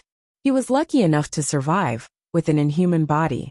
The Lich King tried to turn him into a Death Knight, but he thought that his great will resisted the Lich King. Later on, after the Lich King's death, in order to suppress the Scourge Legion, he took the initiative to use his own body as a seal, and became the next Lich King. It could be said that Bolvar for Dragon was the model of a holy knight, a model of human virtue. Towards such an existence, even if he was not as great as he would be in the future, Duque couldn't help but feel deep veneration. "Hello, I am." Duque's sudden change in reaction was strange, but Bolvar didn't pay much attention to it, because he had more important things to do. "Sir Marcus, may I come a little closer?" Duque was puzzled but still nodded. Bolvar moved closer and said in a low voice, "I'm sorry to interrupt your journey, but Sir Anduin Lothar specifically asked you to come with me to the inner palace to discuss the matter with His Majesty." Duque was a little embarrassed. "Am I being targeted by Lothar and King Wrynn?" Duque turned his head and looked at Old Man Norton. The old man was tactful. "Then I will send Madame Jones back first. Windsor and your coachman will be waiting for you there." "My apologies. Wizard Norton is also on His Majesty's list of enlistments," Bolvar added. Madame Jones tactfully gave a ladylike bow. "Then I will let the guards send me back." Chapter 68. Walking along the long corridor of the Storm Fortress, Duque and Norton were not in the mood to admire the gorgeous corridor. Even though the murals in the corridor were so exquisite, and the gold ornaments so gorgeous, what they noticed was that every guard of the Wang family had changed into a set of armor for the battle. As the guard of honor of the Wang family, every guard had a set of armor that was specially used for ceremonial purposes. The exquisite carvings, the long cloak, and the bright blue tassel on the helmet were all eye-catching. But Lothar, who knew soldiers very well, knew that every restraint on the battlefield was a fine line between life and death. What's more, there were so many of them. This set of armor was extremely simple and unadorned. Not only was it convenient to move around, but even every pattern was hand-painted with paint. It was not the kind that would create a whoosh in the air when it was waved around. Purely for the sake of aesthetics, a robe that could be torn apart easily was worn over the armor. The guards' eyes were filled with vigilance, and they even prepared spare lanterns at their feet. The Storm Fortress was a fortress that was both a palace and a fortress. When they reached the deepest part of the fortress, Duque was shocked to find that in addition to the 16 strong guards of the Wang family, standing guard in front of the gate, there were also 2 mages with strong magical waves. Sky mages. Sky mages were actually here to guard the gate. One could imagine how much Mediva's move had agitated Lang. Seeing that Bolvar had brought Duque and Norton over, one of the guards took out 2 scrolls. One of the mages gently tapped on the scrolls, and 2 holographic portraits immediately appeared in the air. It was the portrait of Duque and Norton. Under the bright light, 8 guards stared at Duque and Norton with their eyes wide open for a full 5 seconds, and then nodded at the same time to let them pass. Almost at the same time the gate opened, Duque and Anduin heard the argument between Lang and Anduin. Thoradin the Great above Anduin, are you allergic? We've known Mediv for more than 30 years. Just because we've known him for more than 30 years, we all think he's in danger? Right now, not only the 2 of us, but also all the guards and nobles present were blind and insane. They were all seeing an illusion. Or did something happen to Mediv? Anduin was equally furious as he glared at King Lang. Then all the more reason why we should look for the Mediv and ask him, instead of doubting him like a despicable villain. Lang slammed his fist on the hard long table. Did he respond to your call? Your Majesty, did he respond to you when you showed him the king's token to summon the guardian in your magic message? In the past, no matter how much he traveled alone, there would always be a magic reply. Anduin's hair and beard fluttered in anger. Like a lion with its paws on the table, he roared at the king mercilessly. At this moment, an old man beside Lang, who was also wearing a court mage's robe, interrupted.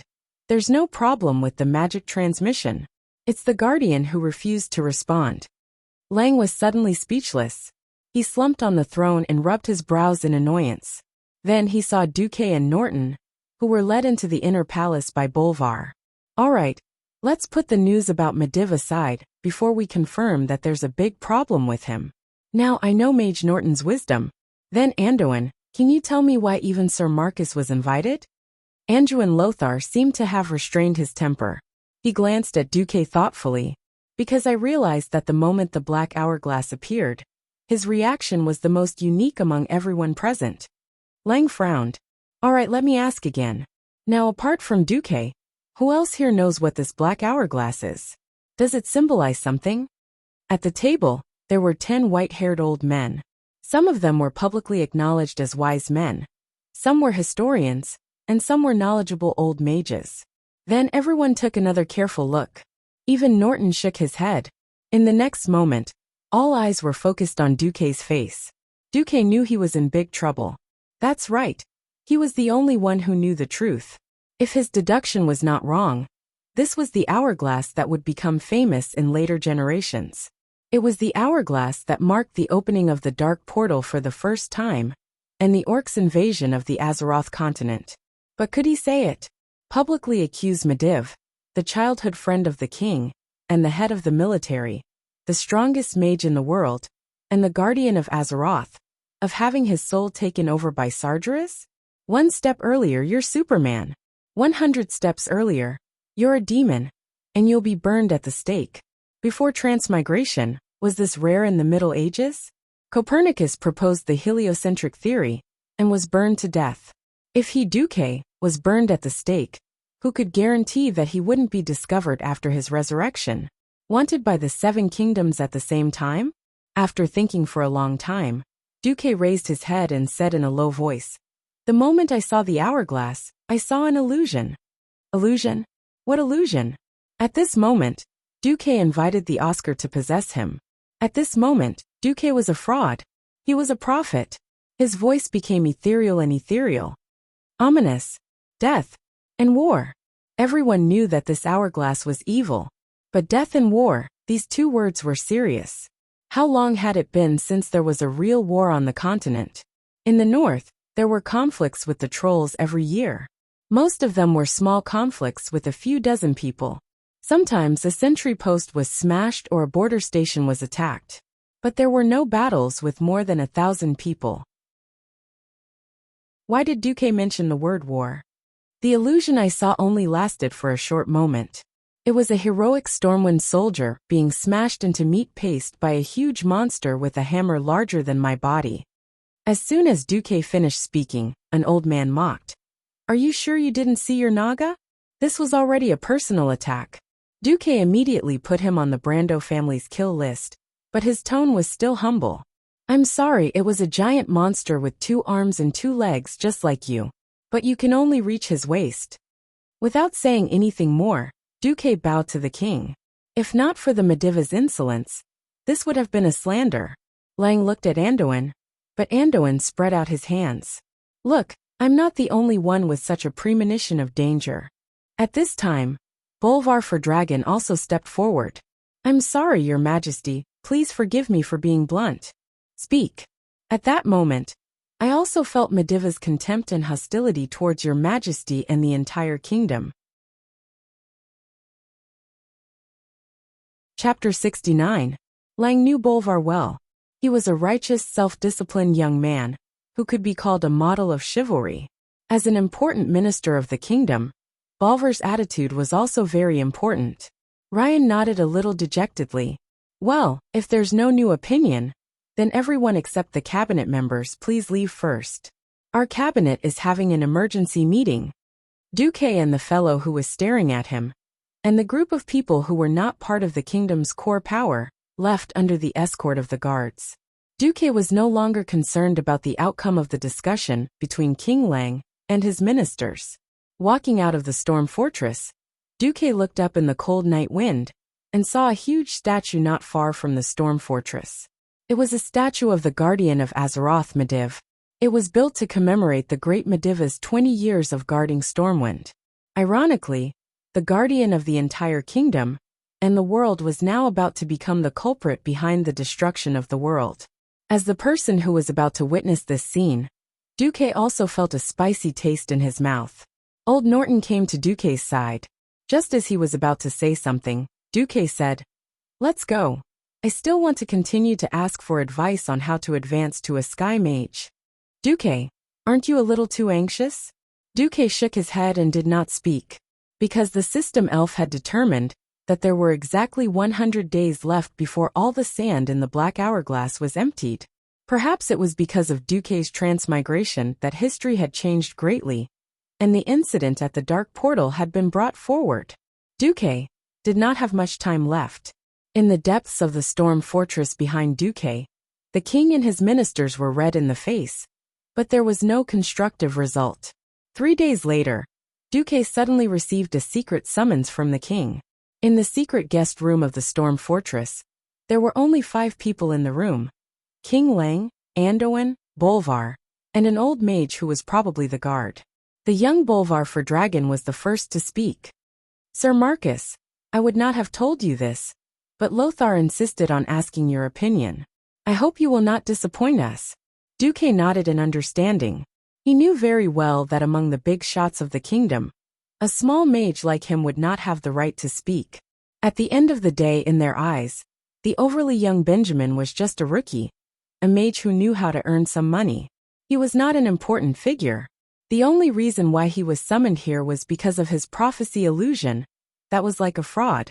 Anduin's eyes were still bright, but there were dark circles around his eyes that could not be concealed. King Lang and Bolvar were about the same. They probably hadn't slept well. Anduin placed his hands on the table and said in a low voice, Things are developing in the worst direction. On that night, we sent out a total of 3 waves of messengers. The first wave was 3 messengers carrying the kingdom's flag and riding griffins.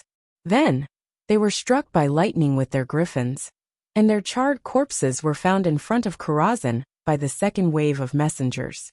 At this point, Anduin gritted his teeth and continued.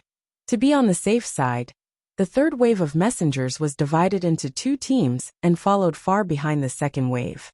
They saw with their own eyes the second wave of messengers being turned into minced meat by magic missiles shot from the tower. At that time, the messengers shouted as they marched, and at the same time, they held up the king's token to summon the guardian. It was a special magical ring. It was impossible for Mediv not to sense the messengers. Bolvar continued. Then, Mediv allowed the third wave of messengers to send people to drag back the broken bodies of the second wave of messengers. At this time, Lang, who was sitting on the throne, clenched his fingers and pressed them against his forehead. The worst-case scenario is that our guardian becomes our greatest enemy. Apart from notifying the Tirisful Council, we have no other choice. Anduin slammed his fist on the table, making a loud noise. We don't even know what happened to Mediv. If he wanted to destroy Stormwind, he could do it alone. But why did he do such a thing? Of course, Duque knew the reason. The Demon King Sargeras wanted to vent his 10,000 years of resentment. For 10,000 years, he had failed to invade Azeroth many times, and even had his body destroyed by Mediva's mother, becoming a lonely ghost. Simple torture and killing could no longer appease the Demon King's anger. Sargeras not only wanted to completely destroy the reputation of the Guardian Mediv and the Tirisful Council, but he also wanted the whole world to crawl under his feet in despair and fear. These 100 days were the entertainment time for Sargeras to torture the people of Stormwind. To be precise, this was just the appetizer before the beginning of the destruction. Lang walked down from the throne and patted Anduin's shoulder gently to calm his anger. Duque, we asked you to come, firstly to ask if you have seen anything else. Secondly, Anduin said you are very resourceful. After all, it's impossible for the kingdom to do nothing in the face of such a threat. Is there a way to successfully prepare for the possible crisis without causing panic among the people? You know, the news that the kingdom's most dependent guardian might betray the kingdom will cause the people to fall into great panic. Duque pondered for a while and thought to himself, "Oh my, since you're not being kind, don't blame me for pulling out the black technology that doesn't exist in this era." Then, Duque raised his head and answered loudly, "We can strengthen 3 aspects: propaganda, early warning, and strengthening the army." King Lang didn't expect the young Duque to have any opinions, but he didn't expect Duque to be so confident. Go ahead. Propaganda is to inform the people that the monsters in the Elven Forest have recently mutated. A while ago, I hunted down a gnoll hog who had transformed into a giant. That guy is more than 12 feet tall, and the other gnolls are also more than 7 feet tall.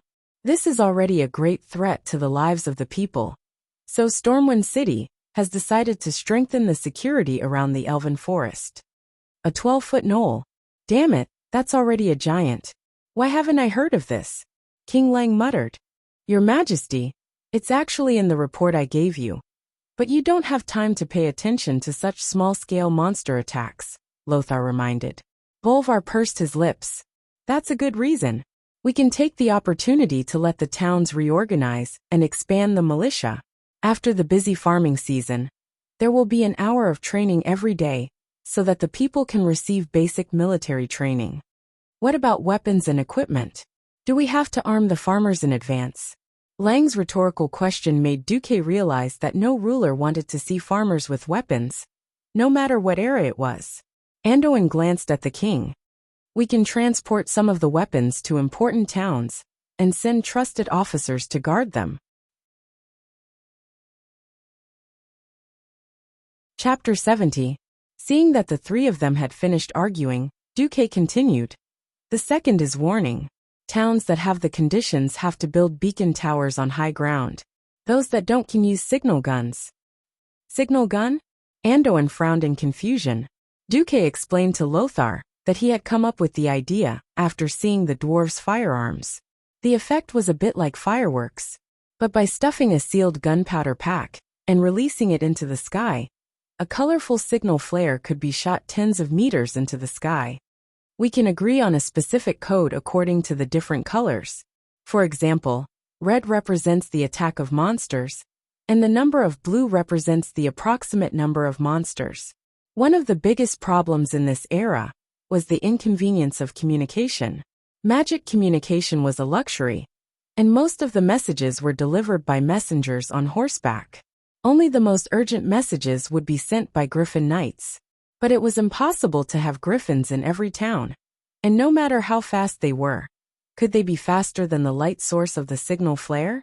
Lang, Anduin, and Bolvar were all people who knew about the military, and thought that it was a wonderful idea. The three of them looked at each other and saw the approval in each other's eyes. Not a bad idea, I agree, Lang decided. Then the third one, strong army.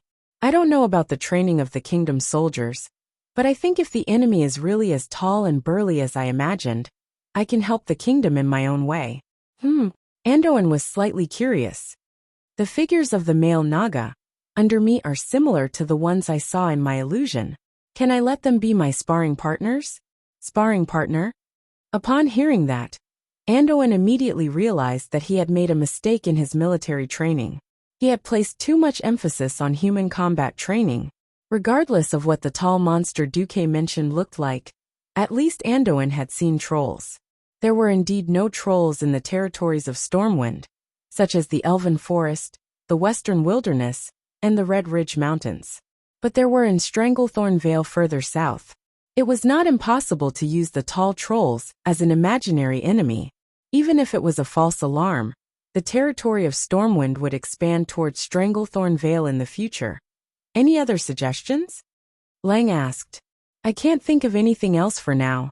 Lang repeatedly asked about Duque's hallucination, until Duque could no longer provide any more information. Only then did the three of them let Duque leave. After Duque left, Lang suddenly asked, What do you guys think? Bolvar was the first to speak. If Duke Marcus is a spy, then he must be the worst one in history. The threat that Medivh poses to us is real. Even if I think about it 100 times, I still can't figure out how the method he proposed is detrimental to the kingdom. Andoin shrugged. My intuition has always been accurate. Duque will not harm us. But I feel like he's hiding something. Hide? Lang asked. Yes, he might have seen more, but for some reason, he refused to speak. Is it an accusation against Medivh? Andoin slumped on the chair, letting the cold metal gauntlet stick to his forehead. If a kid you don't know suddenly came to you and told you that your old friend of decades might betray you, would you believe it? Maybe things haven't reached that stage yet. Lang could only suppress the warning signals from his rationality and let his emotions take over for the time being. The three of them discussed for a long time, and then found the cabinet members. Finally, they unanimously approved Duque's proposal.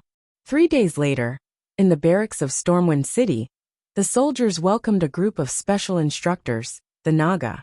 Standing on the high platform of the barracks, Lothar was fully armed. Beside him hung the dried corpse of a tall gnoll. His deep voice spread in all directions. Now the kingdom is facing a new crisis. These damned monsters have mutated, multiplied, and are threatening the lives of every citizen. In the coming days, you must use your own swords to enter the forest and kill all these damned monsters. Oh. At this point, the thousands of recruits below slammed their swords against their shields and let out a majestic roar. Rookies, in order to prevent you from returning home as soon as you enter the battlefield, we have the honor of inviting Sir Duke Marcus Naga employees to teach you a lesson. As soon as Lothar finished speaking, Duque snapped his fingers and 10 burly and majestic male Nagas, who were generally taller than the human soldiers by 2 heads, went up the stage with huge wooden hammers and swaying their thick python-like tails. Oh, aren't Nagas evil? In that case, are Nagas considered monsters that must be killed? Will we be eaten if we lose? The recruits below let out a strange cry. No, if you lose, you will only get your butts kicked by your commanding officer, Lothar replied, causing the soldiers to burst into laughter. There was no need for Lothar to make arrangements for the following matters. Soon, an officer led the Nagas to the various arenas, and then let the strongest soldiers first spar with the Nagas. On the stage, Lothar, who was sitting and watching the situation, quietly tilted his head towards Duque. By the way, don't Nagas wield tridents? At this moment, in Duque's mind, he was thinking about the scene where the Stormwind City soldiers were easily killed by the orcs in the movie before he transmigrated. That was a battle of strength on a completely different level. In front of the orcs, whose arms were thicker than the thighs of humans, the human soldiers were as weak as children. One strong man could defeat 10 men. Usually, when the orcs swung their hammers down, the human soldiers would either have their arms broken or their heads and hands smashed into their bodies. and they would die immediately. Duque let out a breath of turbid air. I thought you wanted to use the trolls as imaginary enemies. Lothar's face stiffened. He thought that his plan to conquer the trolls' territory in Stranglethorn Vale and open up new territory for Stormwind City had been seen through by Duque. Bang! The next moment, a scream came from the arena closest to Lothar. Ah! My hand! My hand!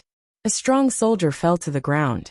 He had already lost his sword, and he was clutching his obviously bent arm. Next to him stood a tall male Naga. In the face of the massive number of hostile humans around him, the Naga seemed to be at a loss. Stop! Everyone stop! Anju and Lothar immediately realized that there was a problem. He jumped off the stage and dashed over.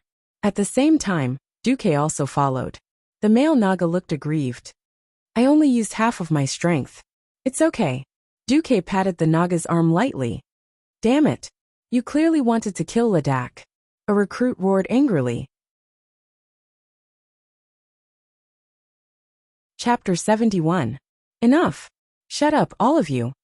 Anduin roared like a lion, and the entire place fell silent. He looked at the four extremely thick arms of the Naga, the huge body, and the big wooden mallet that was obviously used to build a house. Anduin suddenly understood a lot. Send the injured to the healing priest first. I'll go first. Lothar's reputation in the army was unparalleled. Seeing that their boss was going to test it out personally, the soldiers immediately fell silent. At this moment, Duque patted Naga's arm and said loudly, the one in front of you is one of the strongest human warriors. Attack with all your might, or you'll be killed. Don't say I didn't remind you. Lothar did not care about Duque's words at all, and instead grabbed a standard longsword and shield that the officer next to him handed over. He weighed them in his hands before getting into a fighting stance. Come on, Naga, attack me like how you attacked that soldier just now. Before Naga attacked, Lothar had plenty of time to spare. Even when he saw the sinister smile on Duque's face, he did not care. He did not care when Naga swung his tail and pounced forward at high speed. He still did not care when Naga raised the sledgehammer high up. It was because Lothar had absolute confidence in his martial arts skills. It was a simple blow to the head, and the posture was not smooth. Even a farmer who chopped firewood every day could do it better than this Naga. Seeing this, a faint smile appeared on Lothar's face. His well-honed knight cultivation allowed him to raise his shield naturally. However, in the next moment Lothar's smile stiffened. Fast. It's too fast. Under the tremendous force beyond human imagination, Naga's hammer let out a shrill howl. If it was really hit, not to mention Lothar, even the armor Lothar was wearing would turn from a tin can into a lump of iron. Lothar immediately understood that he definitely could not block it. In fact, no human could easily block such a blow with a shield. He was originally standing in a T-stance, and the good sense of distance made him jump back instantly. The whistling hammer brushed past the shield less than a finger's width. In the next second, he moved his sword forward, and the tip of the edgeless sword was already on Naga's throat. Naga's voice was a little bitter. I lost. No. You've done a good job. At this moment, Noxus realized that he was sweating profusely, and his inner armor was completely drenched. He was an excellent warrior and a top-notch commander. He immediately realized where the problem was. This kind of one-on-one competition had a wide space for the warriors to display their skills to their heart's content. But what about on the battlefield? In that crowded place, it was very important to maintain the formation. There were only 10 Nagas now, but if there were 100 or 1,000 Nagas swinging their hammers at the same time, it was obvious that the soldiers in the first row of the army formation would all kneel in an instant. Just imagining the scene of such a simple and violent instant kill made Noxus shudder. The soldiers around him were all cheering, but Lothar's eyes almost lost focus. In front of such a huge monster, humans seemed so weak. What to do? What should I do? What to do? Noxus was almost roaring in his heart. He really couldn't accept the fact that the soldiers he had painstakingly trained would be slaughtered like melons and vegetables in front of this monster. He suddenly saw Duque with a mysterious smile on his face. Sir Marcus, do you have any good ideas? Duke retorted with a question like a newbie. You think you can't handle it? Why don't you carry it with both arms? 2 arms. Duke's seemingly silly words opened a new window in Nox's mind. That's right. If one arm can't carry it, why not both arms together? Come Naga, come again. I won't fight back this time. Hammer me like you did just now. Noxus raised his shield high. This time, he pressed his 2 forearms against the shield, his legs took a bow stance, and his muscles bulged. This was a completely resistant posture. The hammer, as heavy as a mountain, came crashing down as he imagined. Boom! The wooden shield made an unbearable cracking sound, but the good workmanship of Stormwind City's craftsmen prevented the shield from breaking immediately. The tremendous force was transmitted to Nox's arms below. For a moment, Noxus felt his arms go numb, as if his arms didn't belong to him. However, even if his chest was so stuffy that he wanted to vomit blood, he still blocked it. Noxus was happy with this new suggestion. Again, hit here this time. Noxus seemed to have mastered the trick. He let Naga carry out a sweeping attack. On the other hand, it was as if he was using his body to push against the door. He turned his body sideways to face Naga, and let the shield stick to his shoulder. In this way, when he received a heavy blow, his entire left arm and left shoulder would receive the force together. Bang! The fierce impact almost shattered the shield, but it still managed to block it. Noxus had obviously suffered twice, but he looked like he had gained a big advantage. When Naga stopped, Noxus turned to Duke and gave him a thumbs up. You did a great thing for Stormwind City. Duke smiled without saying anything. It was very simple, holding the shield with both hands, and using his shoulders to help share the impact. It was such a routine, but it represented the experience exchanged for countless blood. In the original history, the soldiers of Stormwind City suffered a great loss due to their lack of understanding of the orcs. They subconsciously followed the training and raised their shields with one hand, trying to block and counterattack. However, they couldn't block it, and 90% of the soldiers were killed by the orcs in one move. Even if they couldn't, they would be seriously injured and killed by the second move. After losing thousands of people, they learned this move at the cost of their lives. Now with Duke's help, Duke believed that history would definitely be rewritten. Anduin turned around and yelled at the officers below. Did you see the 2 postures just now? They all practice defense and counterattack like that. Don't be afraid that your blunt swords will stab the Naga. As long as you don't stab the eyes or throat, the scales of the Naga are not as fragile as you think. After giving the instructions, Noxus walked over and asked softly, How many Nagas do you have left that you can lend me? 100, that's the most I have. Duke answered softly, I want all of them. Don't worry, I won't let anyone bully your Naga subordinates. Although I know you don't lack money, I'll pay you according to the standards of the instructors. Thank you. No, Lang and I are the ones who should be thanking you. Actually, do you really not have anything to say to me or Lang? No. Duke shook his head decisively. It's alright, I like you. Noxus gently knocked his large fist on Duke's chest. Watching Noxus leave, Duke muttered to himself, I've done everything I can. Now it's up to Lady Luck to lift her skirt for us. Chapter 72. There were still many things he wanted to do, but he couldn't do them. Looking at the shining stars outside the window, Duke let out a deep breath. Big changes had yet to happen, and there were only a few people with such foresight like Noxus.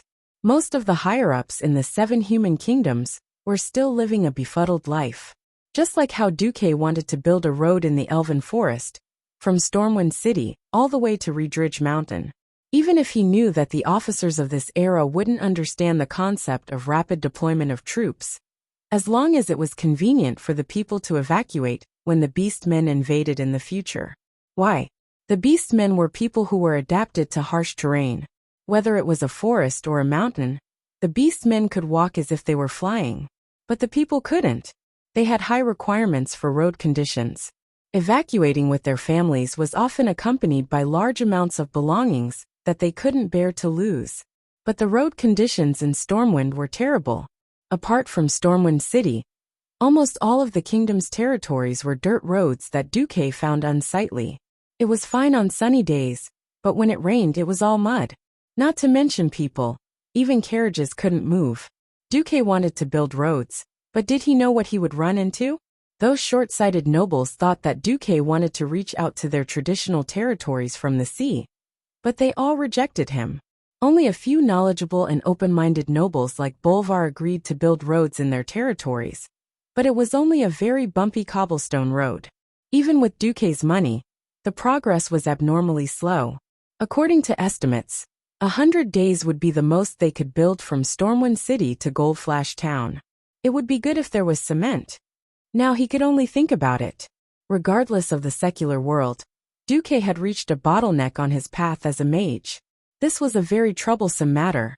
No matter how the system elf helped to calculate, it couldn't figure out what Old Man Norton meant by expanding the magic circuit to the entire sky. This was Old Man Norton's original words. In the field of Earth Mage, you've already done very well. That is to use the entire Earth as your shield, absorbing pure elemental power from the Earth and storing it in your body. It forms a magic cycle, and uses the magic in this cycle to communicate with the various elemental planes to cast magic.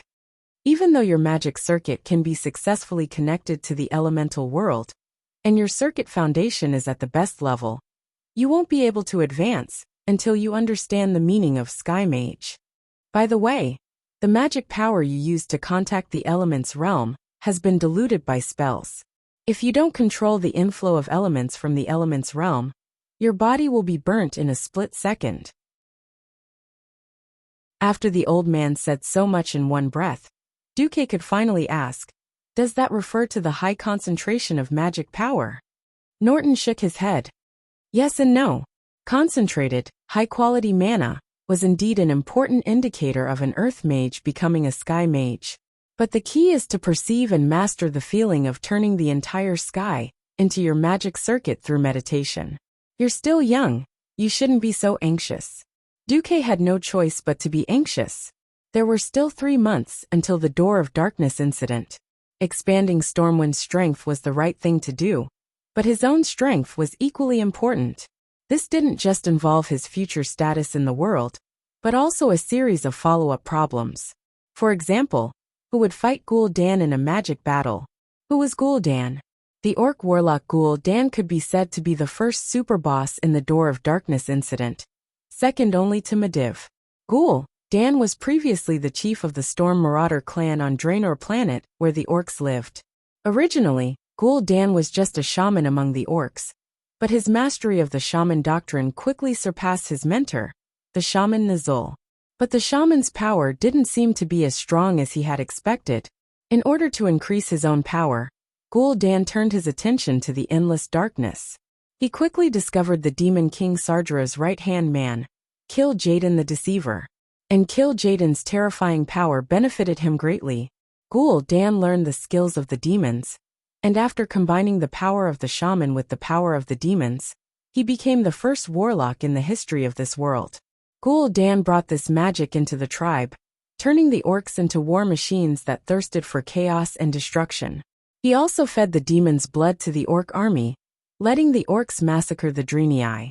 Gul'dan's continued growth in power brought him to a higher position in the tribe.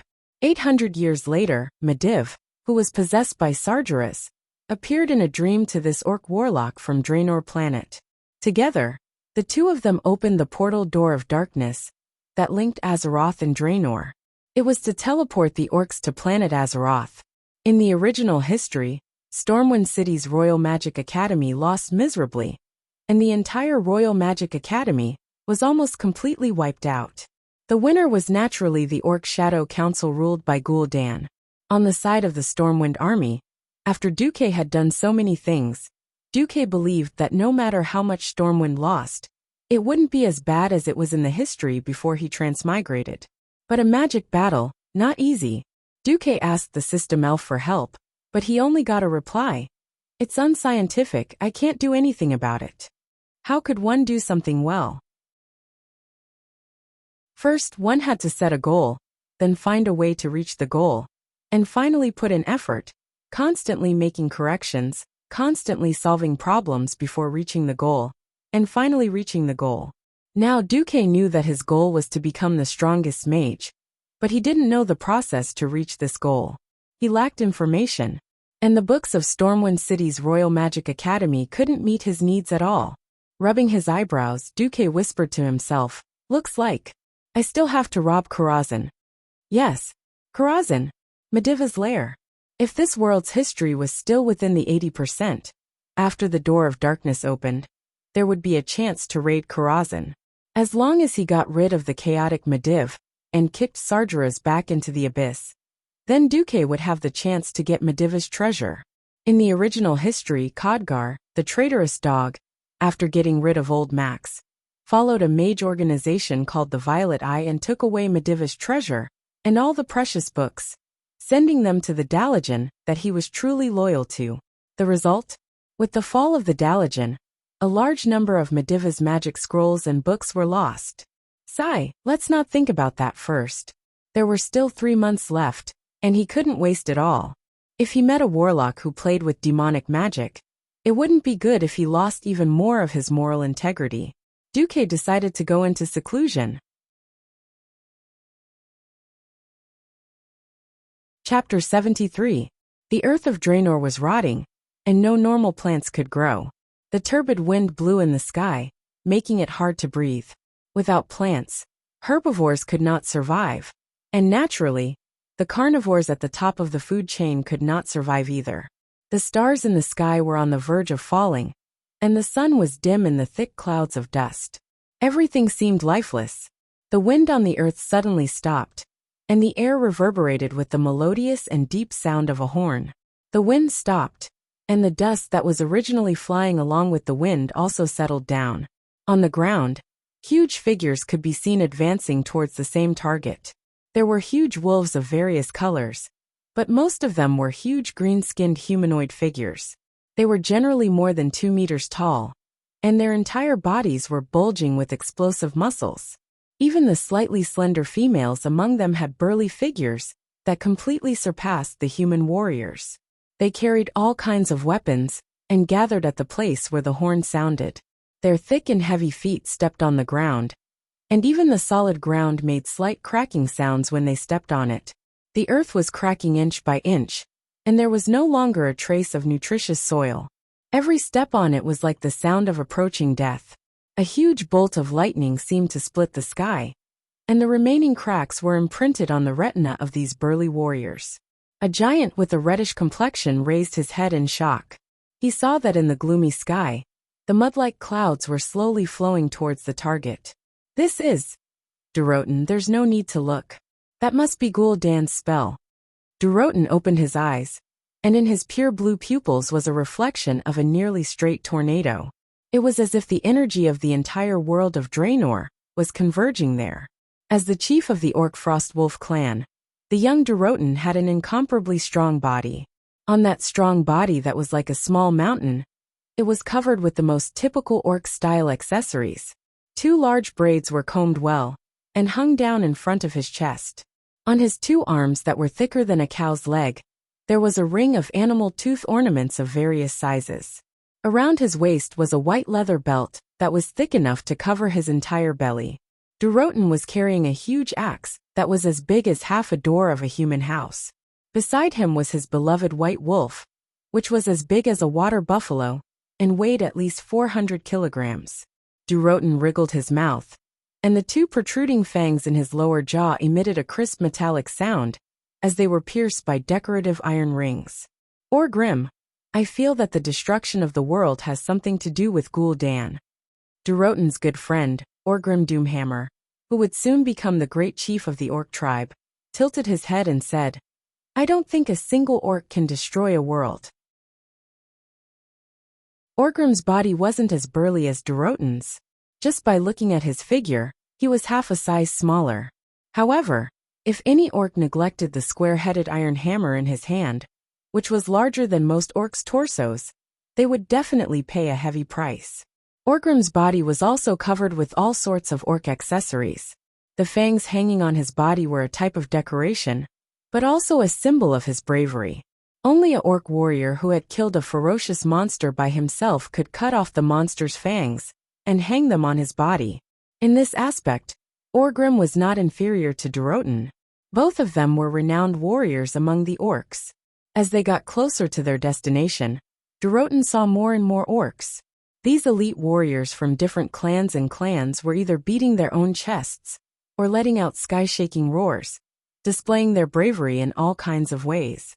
Some of them were even slightly exaggerated, and naturally, they were wrestling with those who were not pleasing to their eyes. The entire gathering place was like a huge arena.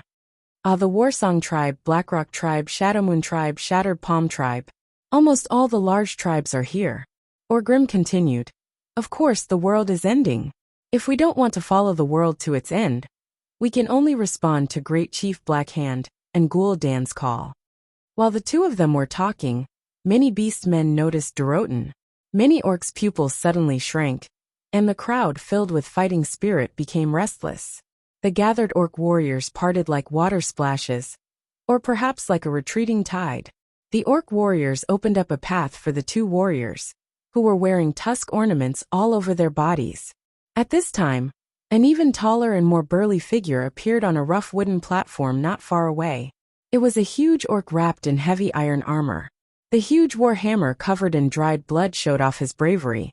His iron-blooded face seemed to tell the other orcs that he also had a heart of steel. His aura when he appeared was like a giant battle axe, forcibly splitting apart the wild and unruly crowd of orcs. Those who retreated a few steps too late were suffocated by the murderous aura that was filled with the smell of blood, and their chests shrank as they exhaled, almost losing the courage to bounce back. Oh, Frostwolf tribe, go look for a place in the south. In the tribe, the only one who could suppress the heroic Frostwolf chief, in terms of aura, was the great chief Blackhand, nicknamed the Destroyer. Durotan and Orgrim simultaneously punched their left chests with their right fists to show respect to the great chief. But Blackhand didn't even look at Durotan as he left. After settling down the Frostwolf tribe, an hour passed. In front of the huge stone gate that was a few hundred meters tall, there was a call to assemble. Woo woo, woo woo woo. The long horn sounded as if it came from a long, long time ago. It was as if it was announcing that the world that the Draenei called Draenor was about to perish. It was also as if it was blowing the horn of a new war. Most of the orcs didn't think that much. They only knew that it was Gul'dan gathering the orcs in the name of Great Chief Blackhand. The green orcs surged towards the wide open space in front of the huge gate. The tall and sturdy figure easily squeezed the empty space, until not even a drop of water could trickle through. The weaker orcs couldn't even get close to the gate. Those who lacked strength and stamina would naturally be pushed to the outermost circle. On the stone steps in front of the huge gate that was dozens of meters tall, a hunchbacked orc in a black robe slowly walked into the sight of tens of thousands of orcs, holding a skull staff. There were even a few huge bone spikes sticking out of his back, and there were even a few dried skulls stuck on them. His figure wasn't huge, but no orc would ignore his existence. He was the one who had surpassed his mentor, Nazul, and was now the ruler of the orcs, Gul'dan. Chapter 74. His body had become ugly and terrifying from the corrosion of demonic energy. His claws glowed green from using demonic energy all day long. Unlike the great chief Blackhand's typical beastman bravery, his aura was cold and evil, and anyone who got close would feel suffocated. His eyes glowed with an evil red light, and his will controlled the fate of the entire beastman tribe. The staff filled with a terrifying aura stabbed into the solid floor tiles. It was a small sound, but the tens of thousands of beastmen in the plaza heard it at the same time. That was the rumbling sound of the gears of fate turning. When the world was about to be destroyed, when the land lacked food, when the beastmen were about to be destroyed, Gul'dan, as a shaman and beastman prophet, responded to the prayers of the beastmen. Gul'dan moved his mouth full of fangs, and his voice spread in all directions through the evil magic. Our world is about to be destroyed, but the great beastmen will not be destroyed. His voice carried a strange echo, as if the entire world was beating. Every word he said was powerful and powerful, revealing his absolute confidence. His words were like hammers striking metal, striking at the hearts of every beast man, causing their powerful hearts to spew out even more passionate blood, resonating with his words and boiling with his words. Oh ha! Countless beast men raised the weapons in their hands, and the ancient boldness caused the beast men to let out heaven-shaking roars, responding to Gul'dan with a thunderous roar. Gul'dan turned his body and pointed at the door behind him with his empty left hand. This would become a legendary portal door in the future, and it looked like a temple door. It looked solemn and dignified, as well as a hint of mystery. As he pointed with his long and craggy finger, the large and empty stone door suddenly changed. A green energy wave that could be seen with the naked eye rippled out from the stone door. In the green light, the beast men could vaguely see the scenery of the world on the other side. It was different from this dark red world that was about to be destroyed. There was a clear blue sky, elegant white clouds, and the green trees that the beastmen longed for. The beastmen's breathing instantly became heavy. This door to a new world is about to open. Behind the door, there are only a few weak races. Their strength is like our children. Their weak bodies are inferior to our women. Go. Conquer them. Slaughter them. Use our battle axes to be stained with the blood of our enemies. Use our bravery to fight for a new sky for our tribe. Under the influence of the evil demon's blood, most of the orcs had already become extremely warlike and crazy. After defeating the Draenei in battle, the orcs' confidence reached its peak. Oh, oh, oh! The deafening shouts and the shockwaves were enough to overturn the entire sky. Following Gul'dan's finger's direction, the tribal warriors who had long been selected raised the weapons in their hands. And with steps that made even the earth tremble, they turned into a green flood, surging towards the enormous door of darkness. Seeing this, Durotan turned to his old friend Orgrim and said, I suddenly remembered our war with the Draenei. So what? The Draenei Shattrath city is already the Horde's territory. A useless territory. Durotan curled his lips. I hope this is a good place for the orcs to reproduce. Durotan's words were continued by his wife Draka, who had been standing at the side. I hope we can build a better territory for our children. Durotan frowned slightly. Draka, you still insist on joining the first wave of attack? Only the bravest orcs can join the first wave of attack. Are you doubting my bravery? Draka was a little annoyed as she waved her dagger a few times. All right, at least let me go first. Following the flood of orcs, Durotan took the lead and charged through the huge green door without hesitation. At the same time, Stormwind City. Duque, who was in the sealed room, suddenly opened his eyes. His eyes shot out a sharp light. His hands were trembling from excitement and unease, and his heart was beating violently from excitement and fear. His emotions were so complicated that he could not even describe his feelings with a single taste. As a former university student, he had never tasted the taste of war after a long period of peace. But as a transmigrator who was determined to make a name for himself in the world of Azeroth, when he saw the system elf's prompt, the dark portal is open, he knew that his opportunity and danger had arrived at the same time. Windsor, Makarov. For the first time in 3 months, Duque's voice could be heard from outside the door. The two of them, who had been eating and drinking in the outer hall for the past few days, were instantly energized. After knocking on the door and entering the room, they saw Duque with messy hair and a long beard. His appearance was dispirited, but his eyes were unusually bright. Ever since he became Duque's follower, Windsor had more than once wondered if Duque was a terrifying, ambitious person. He looked left and right, and felt that it was a pair of eyes that thirsted to prove themselves and achieve something. Windsor could not help but feel a chill in his heart. Duque's clear and firm voice rang in their ears. The calamity that I have been worried about is here. Their hearts skipped a beat.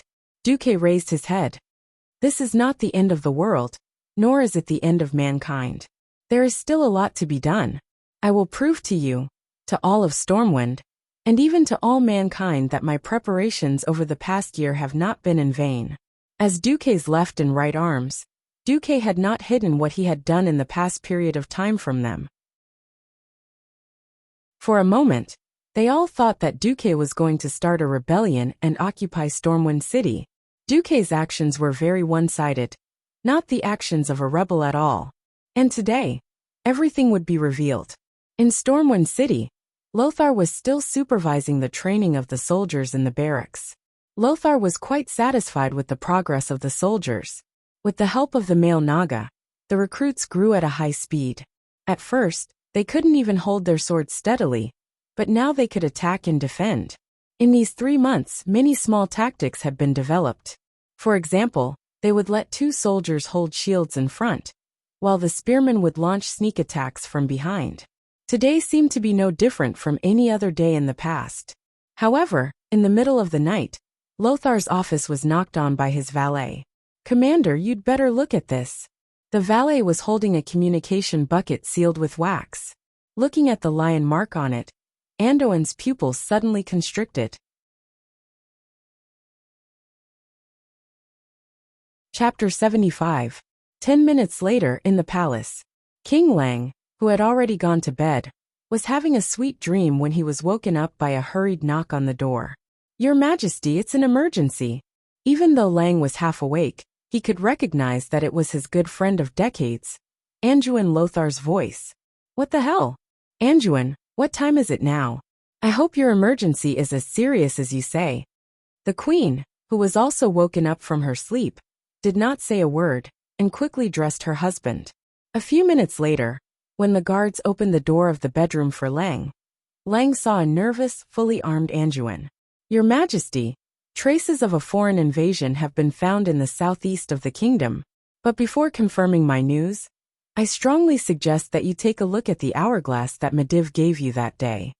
Although it was early spring, the air was still cold. Lang only took a breath of the night air, and he felt that his lungs were about to freeze. Thump, thump, thump.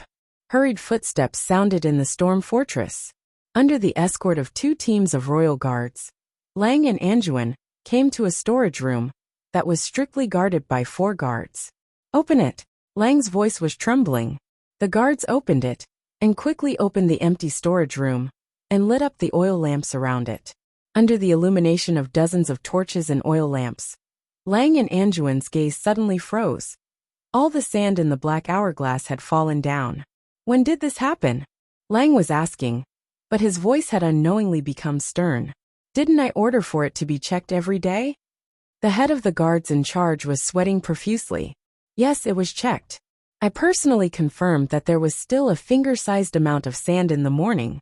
Your Majesty, your order was to check every day, and inform you immediately when the sand in the hourglass is emptied." King Lang's face was ashen, and he only said a few words. "Summon the cabinet immediately." Half an hour later, the storm fortress was brightly lit. On a huge map, Anduin pointed to the southeast of Stormwind.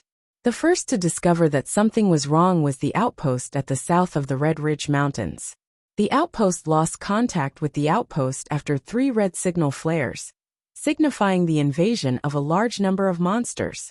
2 months ago, the Griffin reconnaissance team that I had stationed at Lakeside Town in Redridge Mountain immediately took off, and saw a large number of green-skinned giant humanoid monsters surging out of the Swamp of Sorrows. "Gigantic. How big is it?" King Lang frowned. "According to the magic message, they are about 7 feet tall, and they are generally more muscular than our people. Moreover, they have all kinds of armors and heavy weapons such as axes and hammers." Duke Bolvar asked, "Are you sure it's not a troll?" Anduin shook his head. "No." In order to confirm, 2 of the Griffin Knights even swooped down to observe at close range. One of the Griffin Knights was even killed by long-range weapons.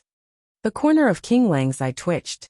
The Griffin, a giant bird of prey with the limbs of a lion and the head and wings of an eagle, was not easy to raise.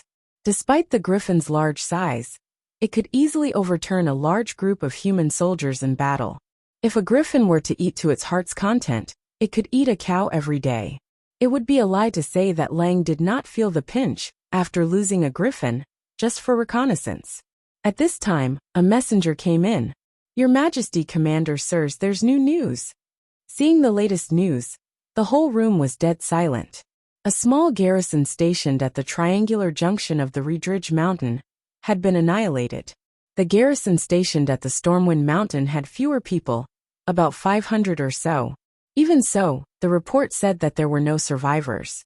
This was not a surprise attack when they were unprepared.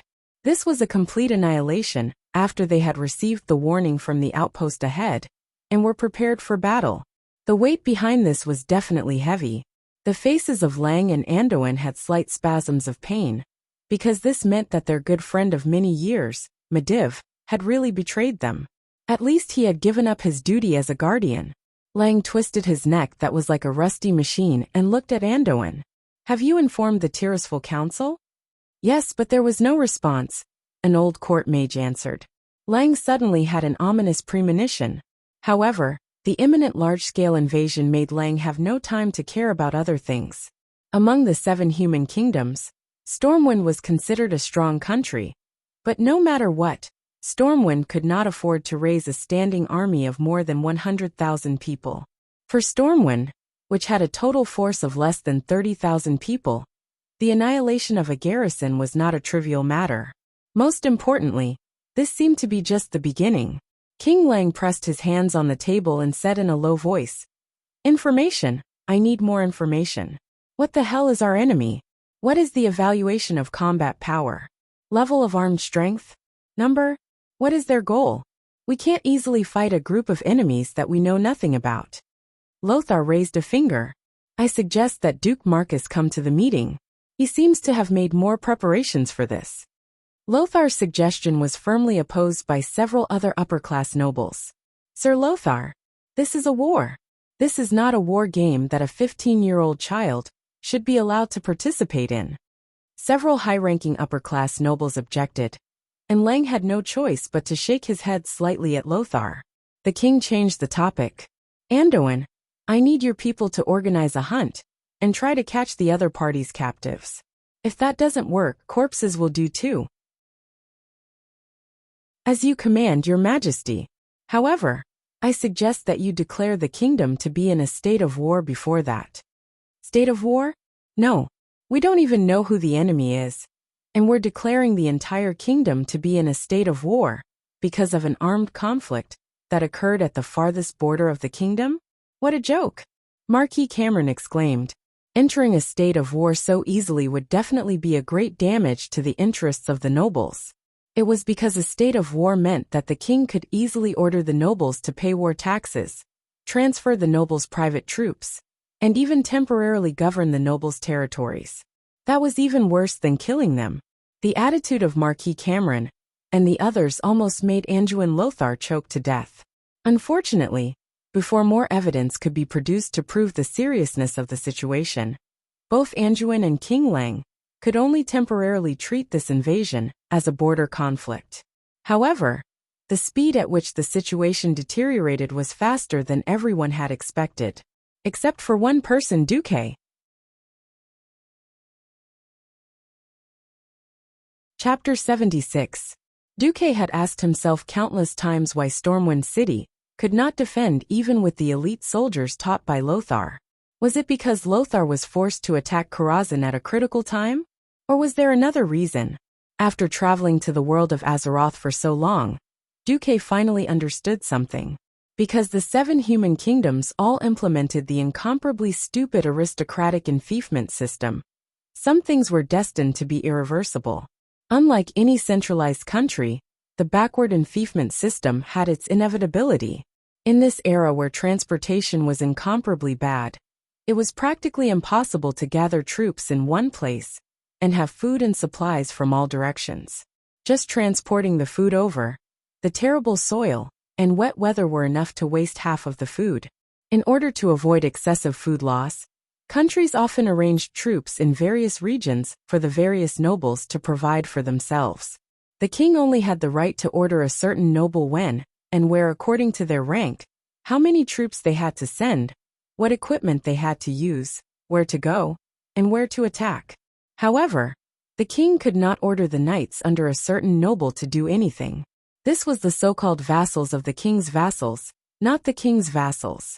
While the king had the right to order the nobles to do something, the nobles could also use their own troops to influence the king's decisions. The orcs had invaded, and like a plague, they spread across the entire eastern kingdoms of the world of Azeroth. From the beginning, when some of the nobles insisted that this was making a mountain out of a molehill and requested more information, the situation was like an express train heading straight to hell, falling straight down. 3 days later, the only thing the higher-ups of Stormwind knew about the orcs was that they had brought back an extremely majestic corpse in a griffin. Other than that, what did the orcs know? How strong were they? How many people did they have? Where were their targets? Stormwind knew nothing about this. However, the group of stupid nobles still forced the front lines to send back more accurate information, and refused to send troops, money and manpower for an illusory invasion, refusing the entire kingdom to enter a state of war. The endless wrangling with the nobles in Stormwind stronghold made Lang and Andod tired both physically and mentally. When all the blockhouses near the triangular junction between the Elven Forest and the Red Ridge Mountain were captured by the orcs, the nobles panicked. Not only did this mean that Stormwind had lost its connection and control over its eastern territory, the Redridge Mountains, but it also meant that once the orcs broke through the Redridge Mountains, they would be able to enter the richest region of Stormwind, the Elven Forest. Compared to the precipitous terrain of the Red Ridge Mountains, the Elven Forest that was situated on the plains was truly without any danger to defend. In the tens of thousands of square kilometers of Elven Forest, there were more than 100 human settlements. If the orcs wanted to, they could completely ignore the defenses of the human towns and cities. They could first divide and surround the towns and cities, then annihilate them one by one. These settlements were the fiefdoms of the nobles in Stormwind, and where their core interests lay. We must not let those damned beasts invade the kingdom. Yes, in order to protect our homeland, we will fight to the last man. For Stormwind, for Azeroth. Fight! The nobles who had been slow to react suddenly came to a consensus within an hour. They unanimously requested King Lang to organize a battle at the mountain pass of the Elven Forest into the Redridge Mountains, and use the dangerous mountain gorge to stop the orcs from further invading. After finally sending the nobles away, Lang slumped on the throne and asked Anduin in a weak voice. In this empty and huge inner court, there was only him and Lothar, the king and the minister. What do you think of this battle? Your Majesty, I am not optimistic. According to the intelligence, those huge green beasts are very good at fighting in the mountains. I do not think that they can be stopped by just relying on the terrain. Then what should we do? Let them invade the Elven Forest and destroy the essence of the whole kingdom? Hell, if Medivh is here. God, why do I always forget that he is the culprit of this incident? Lang covered his face in pain. Actually, I think we should ask for Duque's opinion. After all, the response from the front line is that the performance of the troops trained by the Naga is obviously better than the other troops, Lothar suggested in a low voice. He may have some smarts, but he is too young and his status is too low. Besides, the great nobles will not tolerate a little kid telling them what to do. Sigh. As the preparation for the war began, Anduin felt that Duque was more and more good. Before the troops arrived, the food and fodder arrived first. In order to mobilize the food needed by the army, Lang had to order the food of Stormwind City to be transferred to the front line near the Redridge Mountains. However, the spring rain in March made the transportation of food extremely difficult. The transportation from Stormwind City to Gold's Higher Town was extremely smooth because of Duque's road construction.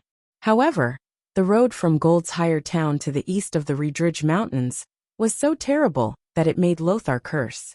The muddy dirt road almost paralyzed the entire transportation plan. A large amount of food, armaments, and various supplies were piled up in Gold's Higher Town and could not be transported out.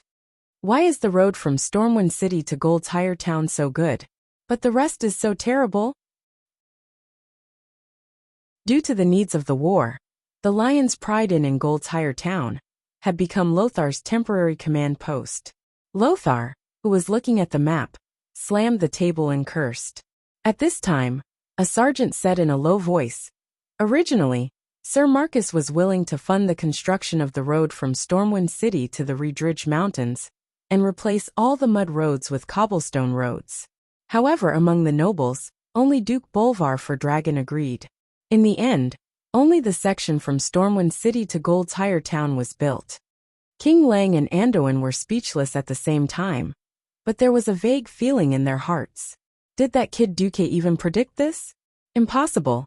On the 1st of April, which was later known as the first year of the Dark Portal, despite the harsh conditions, Stormwind gathered 10,000 soldiers and nearly 6,000 private soldiers of the nobles to form a coalition army and set them up at the entrance of the Redridge Mountains. Looking down from the enormous Redridge Mountain, there was not a single tree on the barren Scarlet Mountain, and then a sea of green forest in the distance, stretching as far as the eye could see.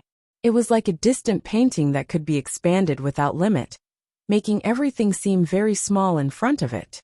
The Redridge Mountains were very large, but unfortunately, the V-shaped twin peaks in the westernmost part of the Redridge Mountains were like a lonely island in the endless sea in front of the vast elven forest. It seemed so lonely and helpless.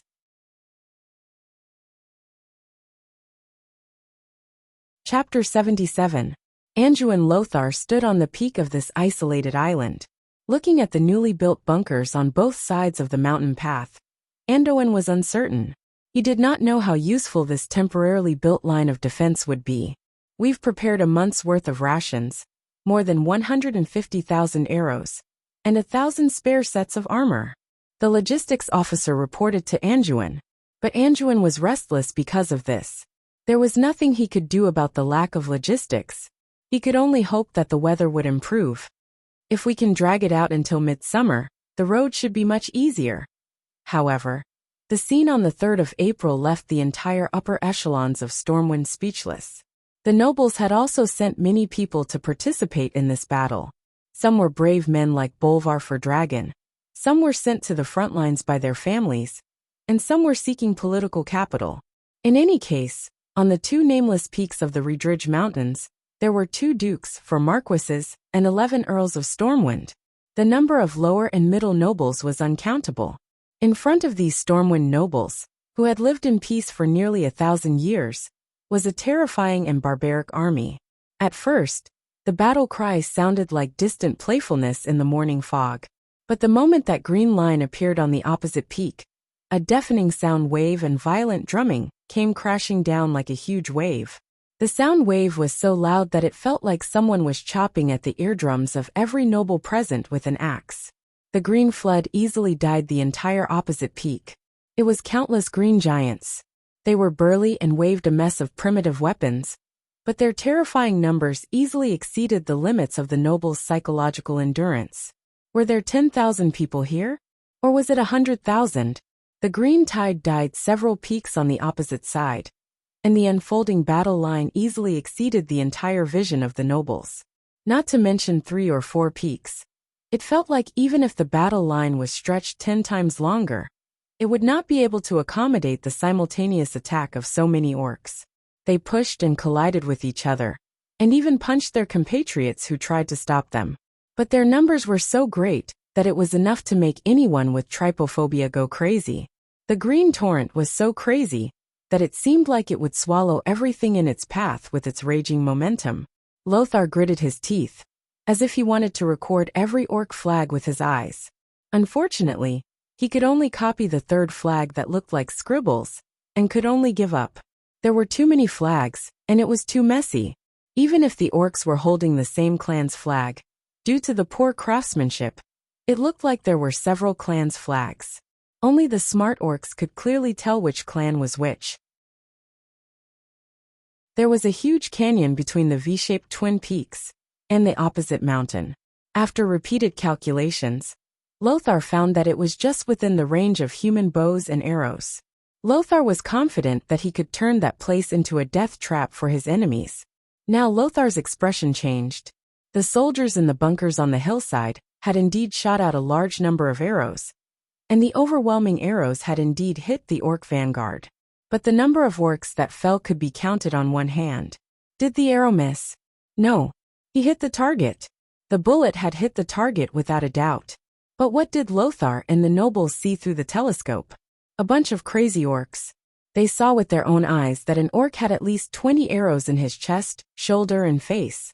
However, The green-skinned orc swung his arm in front of him, as if he was shooing away a fly, forcibly sweeping away all the arrows or pulling them out and throwing them on the ground.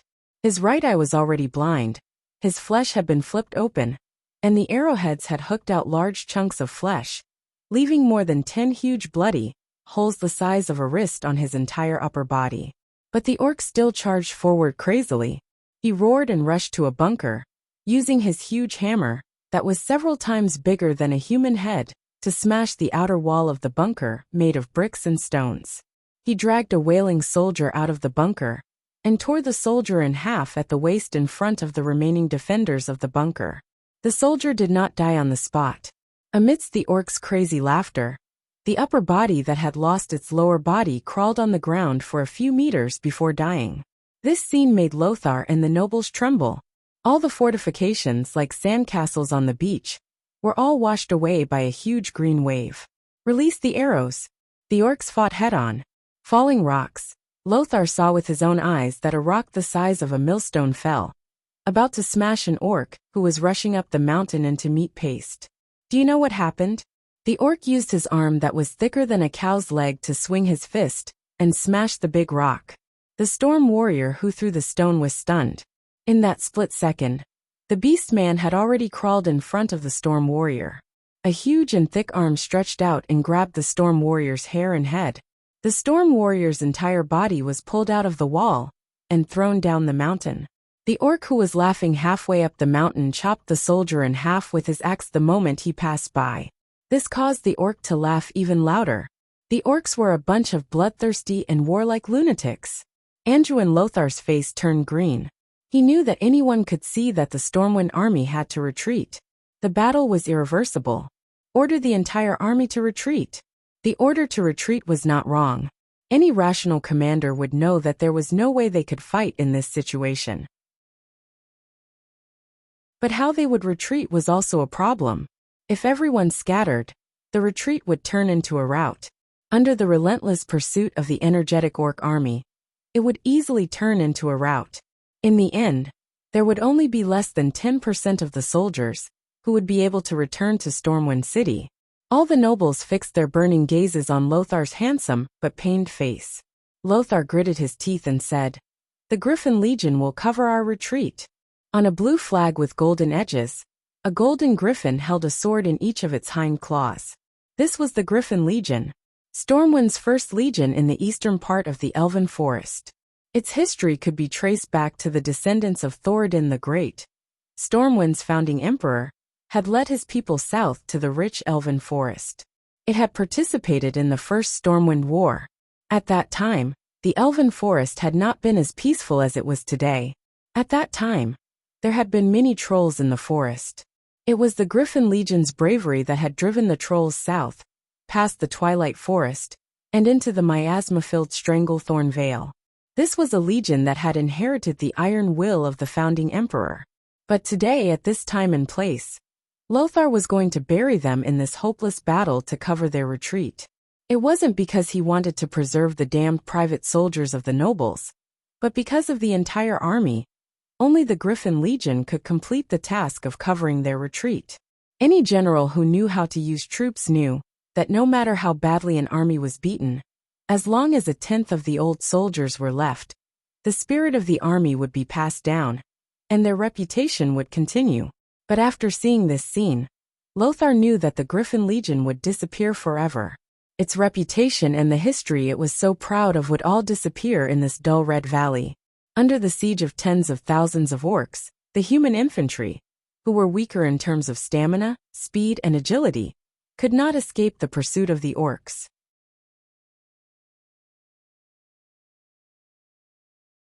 Chapter 78. Above the mountain peak that represented the horizon in the distance was a dark gray sky. Under the thick dark clouds that almost covered the entire mountain peak, countless green orcs were crossing the mountain peak and killing their way out. The entire canyon was filled with the scattered limbs of the human soldiers, as well as weapons and armor that glowed with a matte luster. From the initial defensive battle, it had already turned into a scene of an apocalyptic massacre. Apart from the heavy-duty crossbows and a small team of mages, that could cause relatively effective damage to the orcs. The human camp could not do anything to the orcs at all. The orcs smashed the pillboxes one by one like whack-a-mole, pulled out the human soldiers inside, and killed them one by one. The entire canyon echoed with the orcs' rude and arrogant laughter. Anduin Lothar, who was in the command post at the top of the mountain, turned pale. He turned to the commander of the Griffin Legion and said in a deep voice, "General Tom Seamus, bring your men and follow me. Stormwind needs a legion to cover the rear." After saying that, Lothar's tall body seemed even taller. Every noble present lowered their heads in shame. They were the ones who forced King Lang to fight a messy battle without knowing who the enemy was. They were the ones who let Anduin and the entire Griffin Legion die in order to protect their own territory. The command post was clearly bustling with people, but all the nobles suddenly felt a sense of desolation. They felt like they had given up on a comrade. General Tom Seamus was a middle-aged man in his 30s with blonde hair and a square face. He was a typical soldier who did not seem like a noble at all. His coarse eyebrows rose along with the bulging muscles on his cheeks. General Seamus stood at attention and smiled as he gently put on his helmet. Before putting on his helmet, he did not forget to tidy up the red tassel on his helmet, which was different from that of ordinary soldiers. It seemed that he was afraid that the orcs would not be able to tell that he was a general. "If I were to go with Sir Lothar, I'm sure I wouldn't be lonely," he said calmly, but there was a sense of firmness in his voice that was almost beyond the scope of his voice.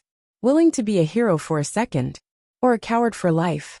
Only when a man truly understood these words would he understand where the heaviness of the sword in his hand came from. Lothar turned to Bolvar for Dragon and nodded. "If I can't go back, tell Lang that his good friend Anduin Lothar fought for his kingdom to the last drop of his blood." Bolvar's facial muscles twitched. He suddenly took a step forward, wanting to draw his sword from its scabbard. "I'll accompany you." All of a sudden, Anduin's hand pressed down on Bolvar's wrist, preventing him from drawing his sword. "The war has only just begun. The death of a mere knight is enough. I'll leave the retreat to you, Duke for Dragon." Anduin's voice was so loud that no one could tell that he was ready to die. Bolvar's mouth squirmed for a long time, but he could not utter a single word. In the end, he resolutely turned his head away, and his face was filled with unconcealable pain. "Listen up, I, Bolvar for Dragon, will be in charge of the retreat. Whoever wants to be the first to escape will have their heads cut off." Lothar had even considered this. Without the support of King Lang, Anduin was just a mere knight. But without Lang, Bolvar was still the high and mighty duke. His family background and identity were a deterrent to the nobles, who no longer had much fighting spirit. Soon, all the nobles in the command room filed out. The yells of the noble officers could be heard from the back of the mountain. Apart from the soldiers in the small fortress, more than 70% of the soldiers on the mountain began to retreat in an orderly manner. Looking at the green tide in the distance, Lothar's eyes were filled with indescribable complexity. Was it loneliness? Was it sorrow? Was it indignation? Or was it courting death? Tom Seamus returned and stood by Lothar's side. His voice was firm and powerful. "The 5,000 soldiers of the Griffin Legion are ready." To be honest, Lothar did not need to bring up the rear himself. As the commander of this battle, he could totally push the responsibility to the nobles who had been arrogant before the start of the battle, only to tremble in fear at the sight of the orcs. Lang would definitely protect him, but Lothar did not. He calmly put on his helmet and led Tom Seamus out of the command post. "Guards, blow our horn and tell those barbaric bastards that we are coming." Lothar's loud and clear voice made the guards at the door feel deep veneration. Woo woo woo. The heavy sound of the horn rang out, causing the orcs who were immersed in killing to raise their green-skinned heads involuntarily. Halfway up the mountain, a few of the largest fortresses on the two peaks that had not yet been attacked by the orcs opened up. Thousands of human soldiers in bright silver armor were like rivers flowing into the sea. They quickly gathered into two square formations, each guarding one of the peaks. On the 30-degree slope, they slowly advanced down the mountain. "Roar, finally some decent fellows have come to die." A chief of a small tribe laughed in the orc language. The warriors of the Griffin Legion slowly moved down the smoothest side of the mountain. As far as the eye could see, large floating shields and armor formed a stream of steel. The entire army looked like a dazzling ball of flowing mercury. In the gaps between the kite shields that were a size larger than the average Stormwind soldier, one could vaguely see that these heavily armored infantrymen only had half of their faces exposed in front of their helmets. Their eyes were filled with determination. At the very front were all shield swordsmen. From the third row onwards, there were spearmen holding spears that were almost 4 meters long. They rested their spears on the shoulders of the crouching comrades in the front row, which just happened to extend through the gaps between the shields. The fourth and fifth rows of spearmen did the same. However, the angle of the spears in each row was higher. This had been calculated. For the tall orcs, the lowest row of spears just reached their waists. The entire square formation was like an enormous steel porcupine, intimidating to look at.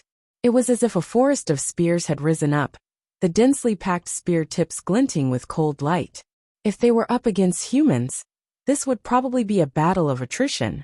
Simple bows and arrows were almost useless against this line of defense. But the orcs were different. They laughed sinisterly and roared, waving their extremely heavy weapons as they attacked fearlessly. Giant battle axes swept across, and all that could be heard was the sound of spear shafts snapping. The spear shafts of the spearmen were all specially chosen. Normally, when humans used heavy swords to hack at the same spot, they would have to hack at least a few times before it would break. But in the face of the orcs' immense strength, breaking spears was as easy as breaking chopsticks.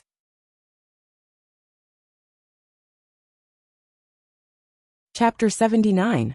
The orcs at the very front naturally paid the price with their lives. But they used their bodies and lives to destroy more than 30% of the spears.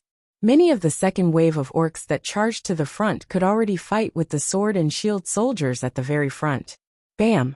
Even though the soldiers of the Griffin Legion had all been trained by the Naga instructors, the orcs' heavy hammers still caused many of them to split open in actual combat.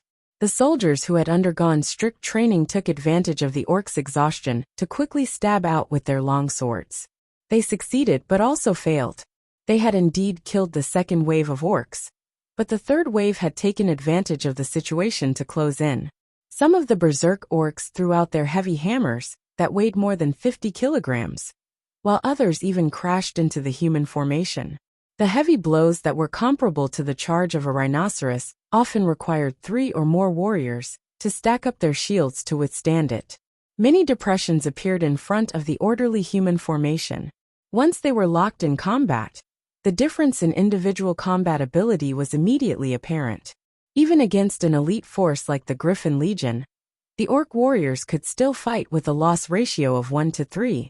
This was all thanks to the orcs' terrible armor. These green-skinned orcs usually had less than 30% of their bodies covered in armor, and it was leather armor that was easier to pierce. Once the heart or any other vital point was pierced, the orcs would also be finished. It was just that the orcs' tenacious vitality allowed them to fight for a period of time after receiving a fatal injury before collapsing to the ground and dying. Anduin Lothar waved his heavy sword and fought at the very front. He was perhaps the most eye-catching existence in the human camp. He used a two-handed sword like it was a one-handed sword. His solid but unflashy swordsmanship allowed him to finish off his enemies in the simplest and fastest way. There were already more than 20 orc corpses lying in front of him. The commander should have been at the center of the army. But now that this kind of tactic had lost its meaning and required courage, he came to the front lines. A solid pillar of support could give the soldiers more confidence. On a nearby mountain, General Seamus made the same choice as Lothar. It was a pity that the difference in strength between the two sides was too great, whether it was in terms of military strength or individual combat power. Every time Lothar cut down the orcs at the front, the ones at the back who were already impatient would immediately fill in the gaps, roaring as they launched crude yet powerful attacks. Less than half an hour into the battle, Lothar believed that he had caused no less than 1,000 casualties to the orcs.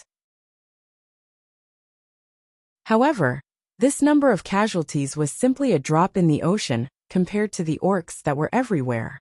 Lothar could still fight. He waved his sword and stabbed, hacked, and slashed the ferocious-looking orcs to death. However, he could clearly feel the number of soldiers around him decreasing rapidly. The originally thick phalanx had become thin, and Noxus did not even need to look back to see that it had become deep behind him. There were 3 horizontal formations arranged along the mountainside. Behind the formation were a large number of injured people who were unable to move, or had difficulty moving. To make matters worse, there were many orcs that he had never seen before. These orcs were slightly smaller than their brethren. They wore loose robes and carried staves.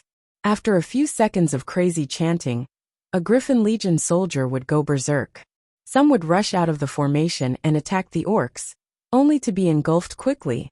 Or worse, they would slash their swords at their comrades who had been fighting alongside them. Anduin knew that the collapse of the battle line would happen in the next 2 to 3 minutes. "Commander, Duke Fordragon has ordered you to retreat." The voice of the messenger suddenly sounded behind Lothar. "Retreat? How do you expect me to retreat?" Looking at the orcs who were still moving quickly over the mountains, Lothar knew that if he did not stop the orcs' attack, what awaited them would be a faster and more severe defeat. Lothar tilted his head and saw that General Seamus' troops on the mountain peak next to him had not been defeated either. However, their losses were a little worse than his. There were only 2 horizontal lines left. Lothar did not know that at this moment, more than a dozen nobles dressed as private soldiers had crept up the empty mountain peak. They nimbly dismounted from their horses and unloaded all the things that were on the horses. While they were doing this, a warrior wearing the standard Stormwind armor with the insignia, erased, almost couldn't help but draw his sword and rush down to help. However, he was stopped. "Can you help by going down alone?" "Reggie." The one who was called Reggie was naturally Reginald Windsor, the future marshal. Windsor gritted his teeth. "Am I not going to do anything?" Duque smiled and raised 3 fingers. Every time he finished a paragraph, he would curl 1 finger. "First of all, don't forget that you're already my follower. Second, that's why I'm here. Third, I don't know how to split myself. I can at most destroy the opponent's flames, but I can't cover 2 troops at the same time. I want you and Makarov to cover General Tom Seamus on the mountain. Such a person shouldn't die in this place." "Okay." Windsor waved his hand, and more people dressed as private soldiers crept up the previously empty mountaintop fortress. Looking at the situation at the foot of the mountain, Duque suddenly sighed. Heaven to the left, the warriors to the right. Why do I feel so heavy when I personally experience this? Lothar and the warriors of Griffin Legion were all great. It was this great glory that made Duque unable to bear to see the entire Griffin Legion fall here. General Seamus was already an arrow at the end of its flight. His left arm hung low. The fierce attacks from the orc warriors had dislocated his entire left arm. Even the slightest movement would cause him heart-wrenching pain. His right leg had been pierced by a rough spear. Even though it didn't hurt his bones, blood was flowing out. He was very tired, and he didn't even want to move a finger. He was very dirty, and his golden hair was covered in dark red mud. It wasn't mud, it was dried flesh, some orc and some of his comrades. His guards blocked a hammer for him, and he saw with his own eyes the ribs of the lad who was hammered in the back. From the moment he received Lothar's order until now, he had always thought that he would die here. Suddenly, he heard a strange whistling sound. It was similar to the sound of a rain of arrows, and it was even more frightening than the sound of 10 archer companies firing in unison. Before he could turn his head, there was a sudden deafening pft, and the green in front of him was swept away. The green tide that he had thought would never stop was forcibly torn apart. Who did this? General Tom Seamus suddenly turned his head. He saw something he had never seen before. At least 100 palms of arcane energy floated in the air.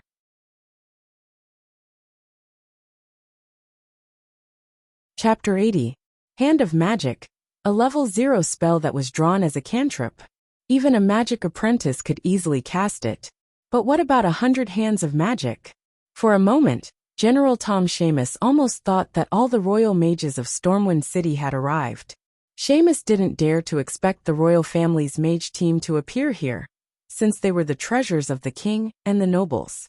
There was a saying in the upper echelons of the military that unless the enemy attacked Stormwind City, they wouldn't be able to see all the royal mages. Mages were mysterious, powerful, and noble. Their food and accommodation had to be the best. Even if the whole army was eating grass, the pharaoh had to eat white bread. And they couldn't tolerate any noise when they were resting. The scarcity of mages led to mages rarely going to the battlefield. The team of mages on the battlefield today was put together by Duke Bolvar for Dragon and several nobles. When they decided to retreat, they retreated as soon as possible. Why were there mages on the battlefield? And they looked like they were on the same side. Wiping his blood-stained eyes, Seamus suddenly found that the things stuck in the orcs were very strange. They were all forged diamond-shaped awls. They were obviously larger than the arrowheads of bows, but they weren't as big as daggers. However, it was these awls that made hundreds of orcs cover their eyes and roll on the ground in pain. And twice that number of orcs were sent flying down the hill, seemingly dead. Was this also magic? The next moment, a striking black shadow floated down from the top of the hill. He was wearing a weird black robe, and his entire face was hidden in the hood, making it impossible to see his face. The hands of magic around him, which were made of arcane energy, launched arcane missiles ferociously as he descended. No, it couldn't be called arcane missiles anymore. It was a barrage, denser than a rainstorm and more violent than a rain of arrows. Those were arcane missiles that only official mages could launch. As an experienced general, Seamus could tell at a glance that it was definitely not something that a novice earth mage of the royal mages could release. Every purple-blue arcane missile was not only fast, but also powerful. Even an orc's skull would be blown off by a single arcane missile that hit the face of a beast man, whose swords might get stuck if they tried to slash at it. More terrifyingly, those arcane missiles were launched from the descending hand of magic, shooting while moving, but he did not panic at all. What kind of spell control was this? And it wasn't one hand of magic, but more than 100. Even Zimos's eyes were worth it. For a moment, he almost thought that the damn, mysterious guardian Medivh had returned to His Majesty Lang's side to fight for the entire Azeroth. He was absolutely sure that it was not Medivh. Medivh never hit his head but showed his tail, and Medivh rarely used such low-level spells. Even though Medivh rarely cast spells, Lin Li's impression of him was that Medivh also liked to bombard things. Then who was he? General Seamus's curiosity almost burst his chest. At this moment, an old voice came from the black-robed mage's hood. General Seamus, take your men and retreat. Leave this to me. On the battlefield, soldiers only accepted military orders. General Seamus almost instinctively wanted to reject him, but he shuddered. He saw his subordinates. Although their faces were still filled with determination, their eyes were filled with exhaustion and sorrow that could not be concealed. Most of their comrades were already in eternal rest here. If necessary, they were absolutely willing to accompany their fallen comrades in eternal rest. But was there a need for that? General Seamus knew very well that these were the last seeds of the Griffin Legion. If they were all killed, the Griffin Legion would forever disappear from the battlefield in Stormwind. Gritting his teeth, General Seamus roared, "Sir Mage, thank you for your help, but the last order the Griffin Legion received was to defend this place to the death." Under the black robe, Duque was stunned. He did not think that Seamus would be so stubborn. No, it should be said that he was so stubborn. How was he going to convince this guy? Duque was also anxious. He lightly tapped the left side of his chest, and a mage's badge flashed. His Majesty Rin has orders. You have already completed the task of stopping the enemy. Now retreat immediately. After you go down the mountain, there will be backup to cover you. General Seamus's body trembled. He had been in the army for many years. How could he not tell that the black-robed man in front of him was actually faking an imperial edict? Stormwind had a strict military system. The secrets within were definitely not known to outsiders. He almost wanted to curse the black-robed old man. But the badge of the members of the royal family mage squad was definitely real. Most importantly, he saw the will to live suddenly emerging on the faces of the young men around him. How could he bear to let so many good lads die in a hopeless battle? What's the backup? Tell me. Otherwise, I can't take the risk of 10,000 troops and 20,000 civilians being chased, and accept such an order from His Majesty. Duque was anxious too. In the end, he told Seamus one of the backup plans through Mage's messenger. As soon as Seamus heard it, he immediately perked up. Warriors of Stormwind, listen up. The main force has successfully retreated. We are now retreating in an orderly manner. Seamus's loud shout undoubtedly gave the soldiers of the Griffin Legion a shot of adrenaline. Under the suppression of Duque's storm-like magic missiles, the Griffin Legion on this side of the mountain began to retreat in an orderly manner. On another mountain, Anduin, who was in the midst of a bloody battle, immediately realized that something was wrong. Damn it! How could Seamus retreat at this time? At this moment, Lothar even wanted to kill Seamus. The two mountains acted as a barrier for each other. However, once one of the mountains was lost, it would be easy for the other mountain to fall into the enemy's counterattack. Lothar had witnessed the ability of the orcs to climb mountains like they were on flat ground. In the blink of an eye, the beastmen, who had been out of the archer's shooting range, had gone from shooting arrows to shooting straight arrows. In the blink of an eye, they didn't even need to use their spears anymore. They were already using their swords to fight in close combat. However, Anduin immediately discovered that the orcs on the opposite side of the mountain did not chase after them. Instead, they showed signs of dispersing. It was because the orcs' green skin was very eye-catching under the sun. Before Lothar could react, he suddenly discovered that there was something wrong with the orcs in front of him. A large area of ice appeared under the feet of the orcs, and the line of battle between the orcs and the human soldiers was the boundary of the ice. The extreme slipperiness of their feet greatly weakened the orcs' ability to climb mountains. Is there a powerful mage?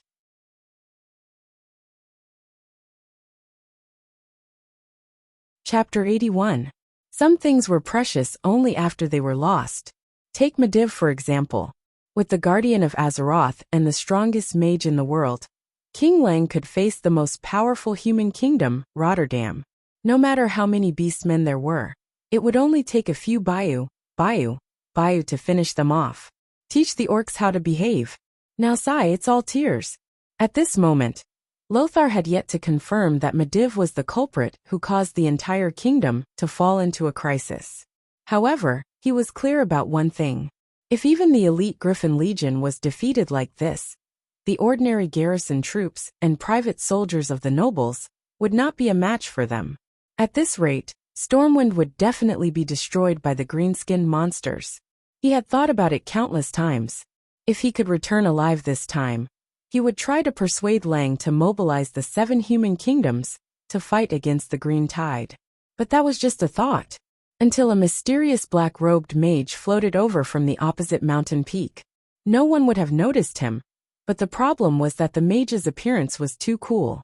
Not only did he freeze the orc's feet as he floated in the air, but he also had more than 100 mage hand that fired arcane missiles non-stop. Mobile casting was not a very advanced technique. Many official mages knew how to do it, but controlling more than 100 hands of magic to fire at the orcs while he was on the move, and almost all of the bullets hit. That was terrifying. Anduin Lothar was almost dazed. Should he say that this black-robed mage was strong? It felt like he was only using low-level spells. Should he say that he was not strong? The power of this person turning the entire situation around in a short period of time was really terrifying. Perhaps half of the mages of the Wong family would only be able to achieve such an effect.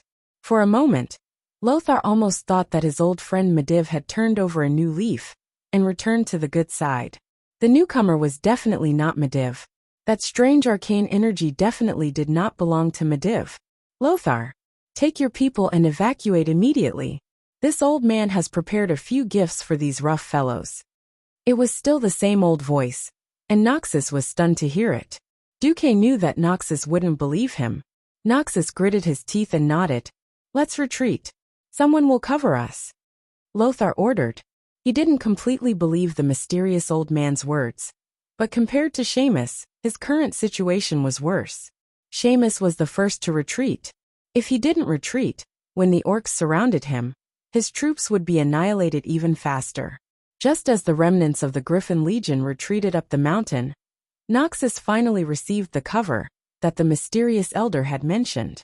They were hundreds of strange arrows. Lothar's sharp eyesight clearly saw that these arrows were longer and more peculiar than the arrows of the Stormwind archers.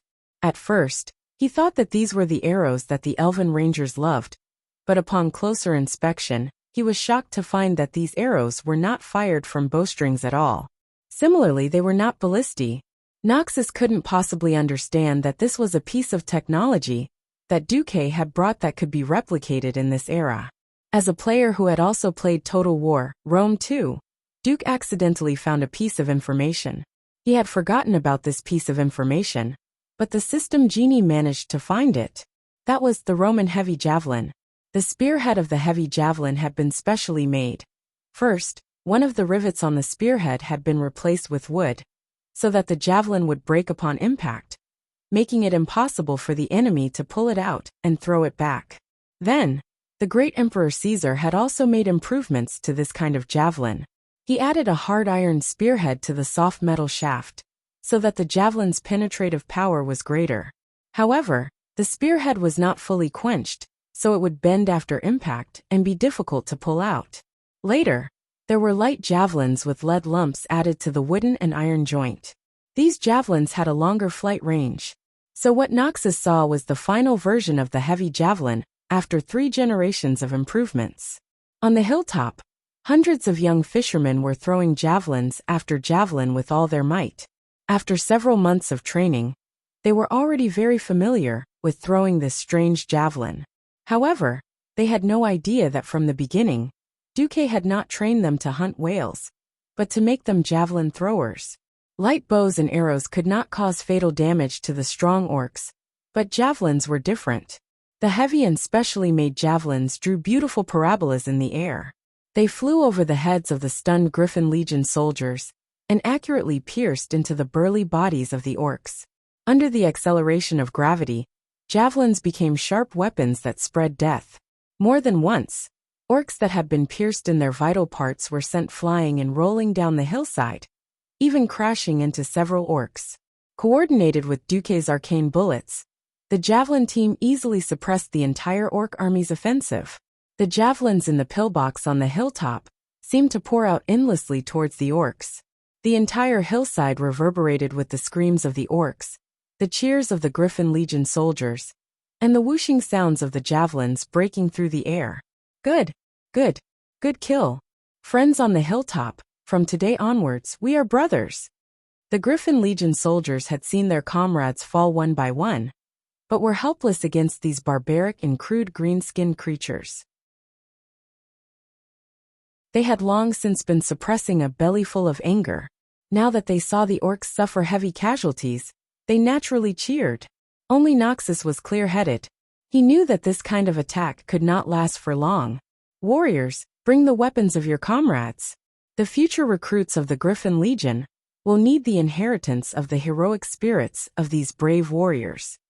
Noxus had already realized that the weapons produced by Stormwind City's craftsmen would not be able to meet the needs of such an all-out war. The road to the hilltop was not easy, but it was nothing for the Griffin Legion soldiers, who had not yet exhausted themselves. On the hilltop fortress, Noxus took off his sweaty helmet. He was shocked to find that the people who had protected them with their lives were actually a group of tanned fishermen. They were bare-chested, and continued to throw bundles of javelins to the orcs as death gifts. The orcs closest to them were also suppressed 100 meters away. Noxus immediately thought of something, and walked in front of Duque. Esteemed Sir Mage, may I ask what is your relationship with Duke Marcus? That kid is my disciple for the time being. Duque continued to speak with the voice-changing system that the system elves had helped to create. He spoke in a tone that seemed to be taking advantage of his seniority and age.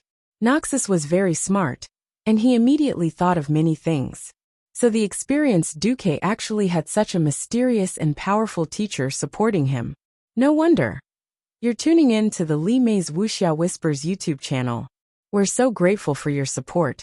And don't forget to subscribe to join us on this incredible journey through captivating stories. Your generosity through donations truly makes a world of difference, as it's the primary source of revenue that allows me to expand and enhance this channel for you. Thank you from the bottom of my heart for being a part of this adventure.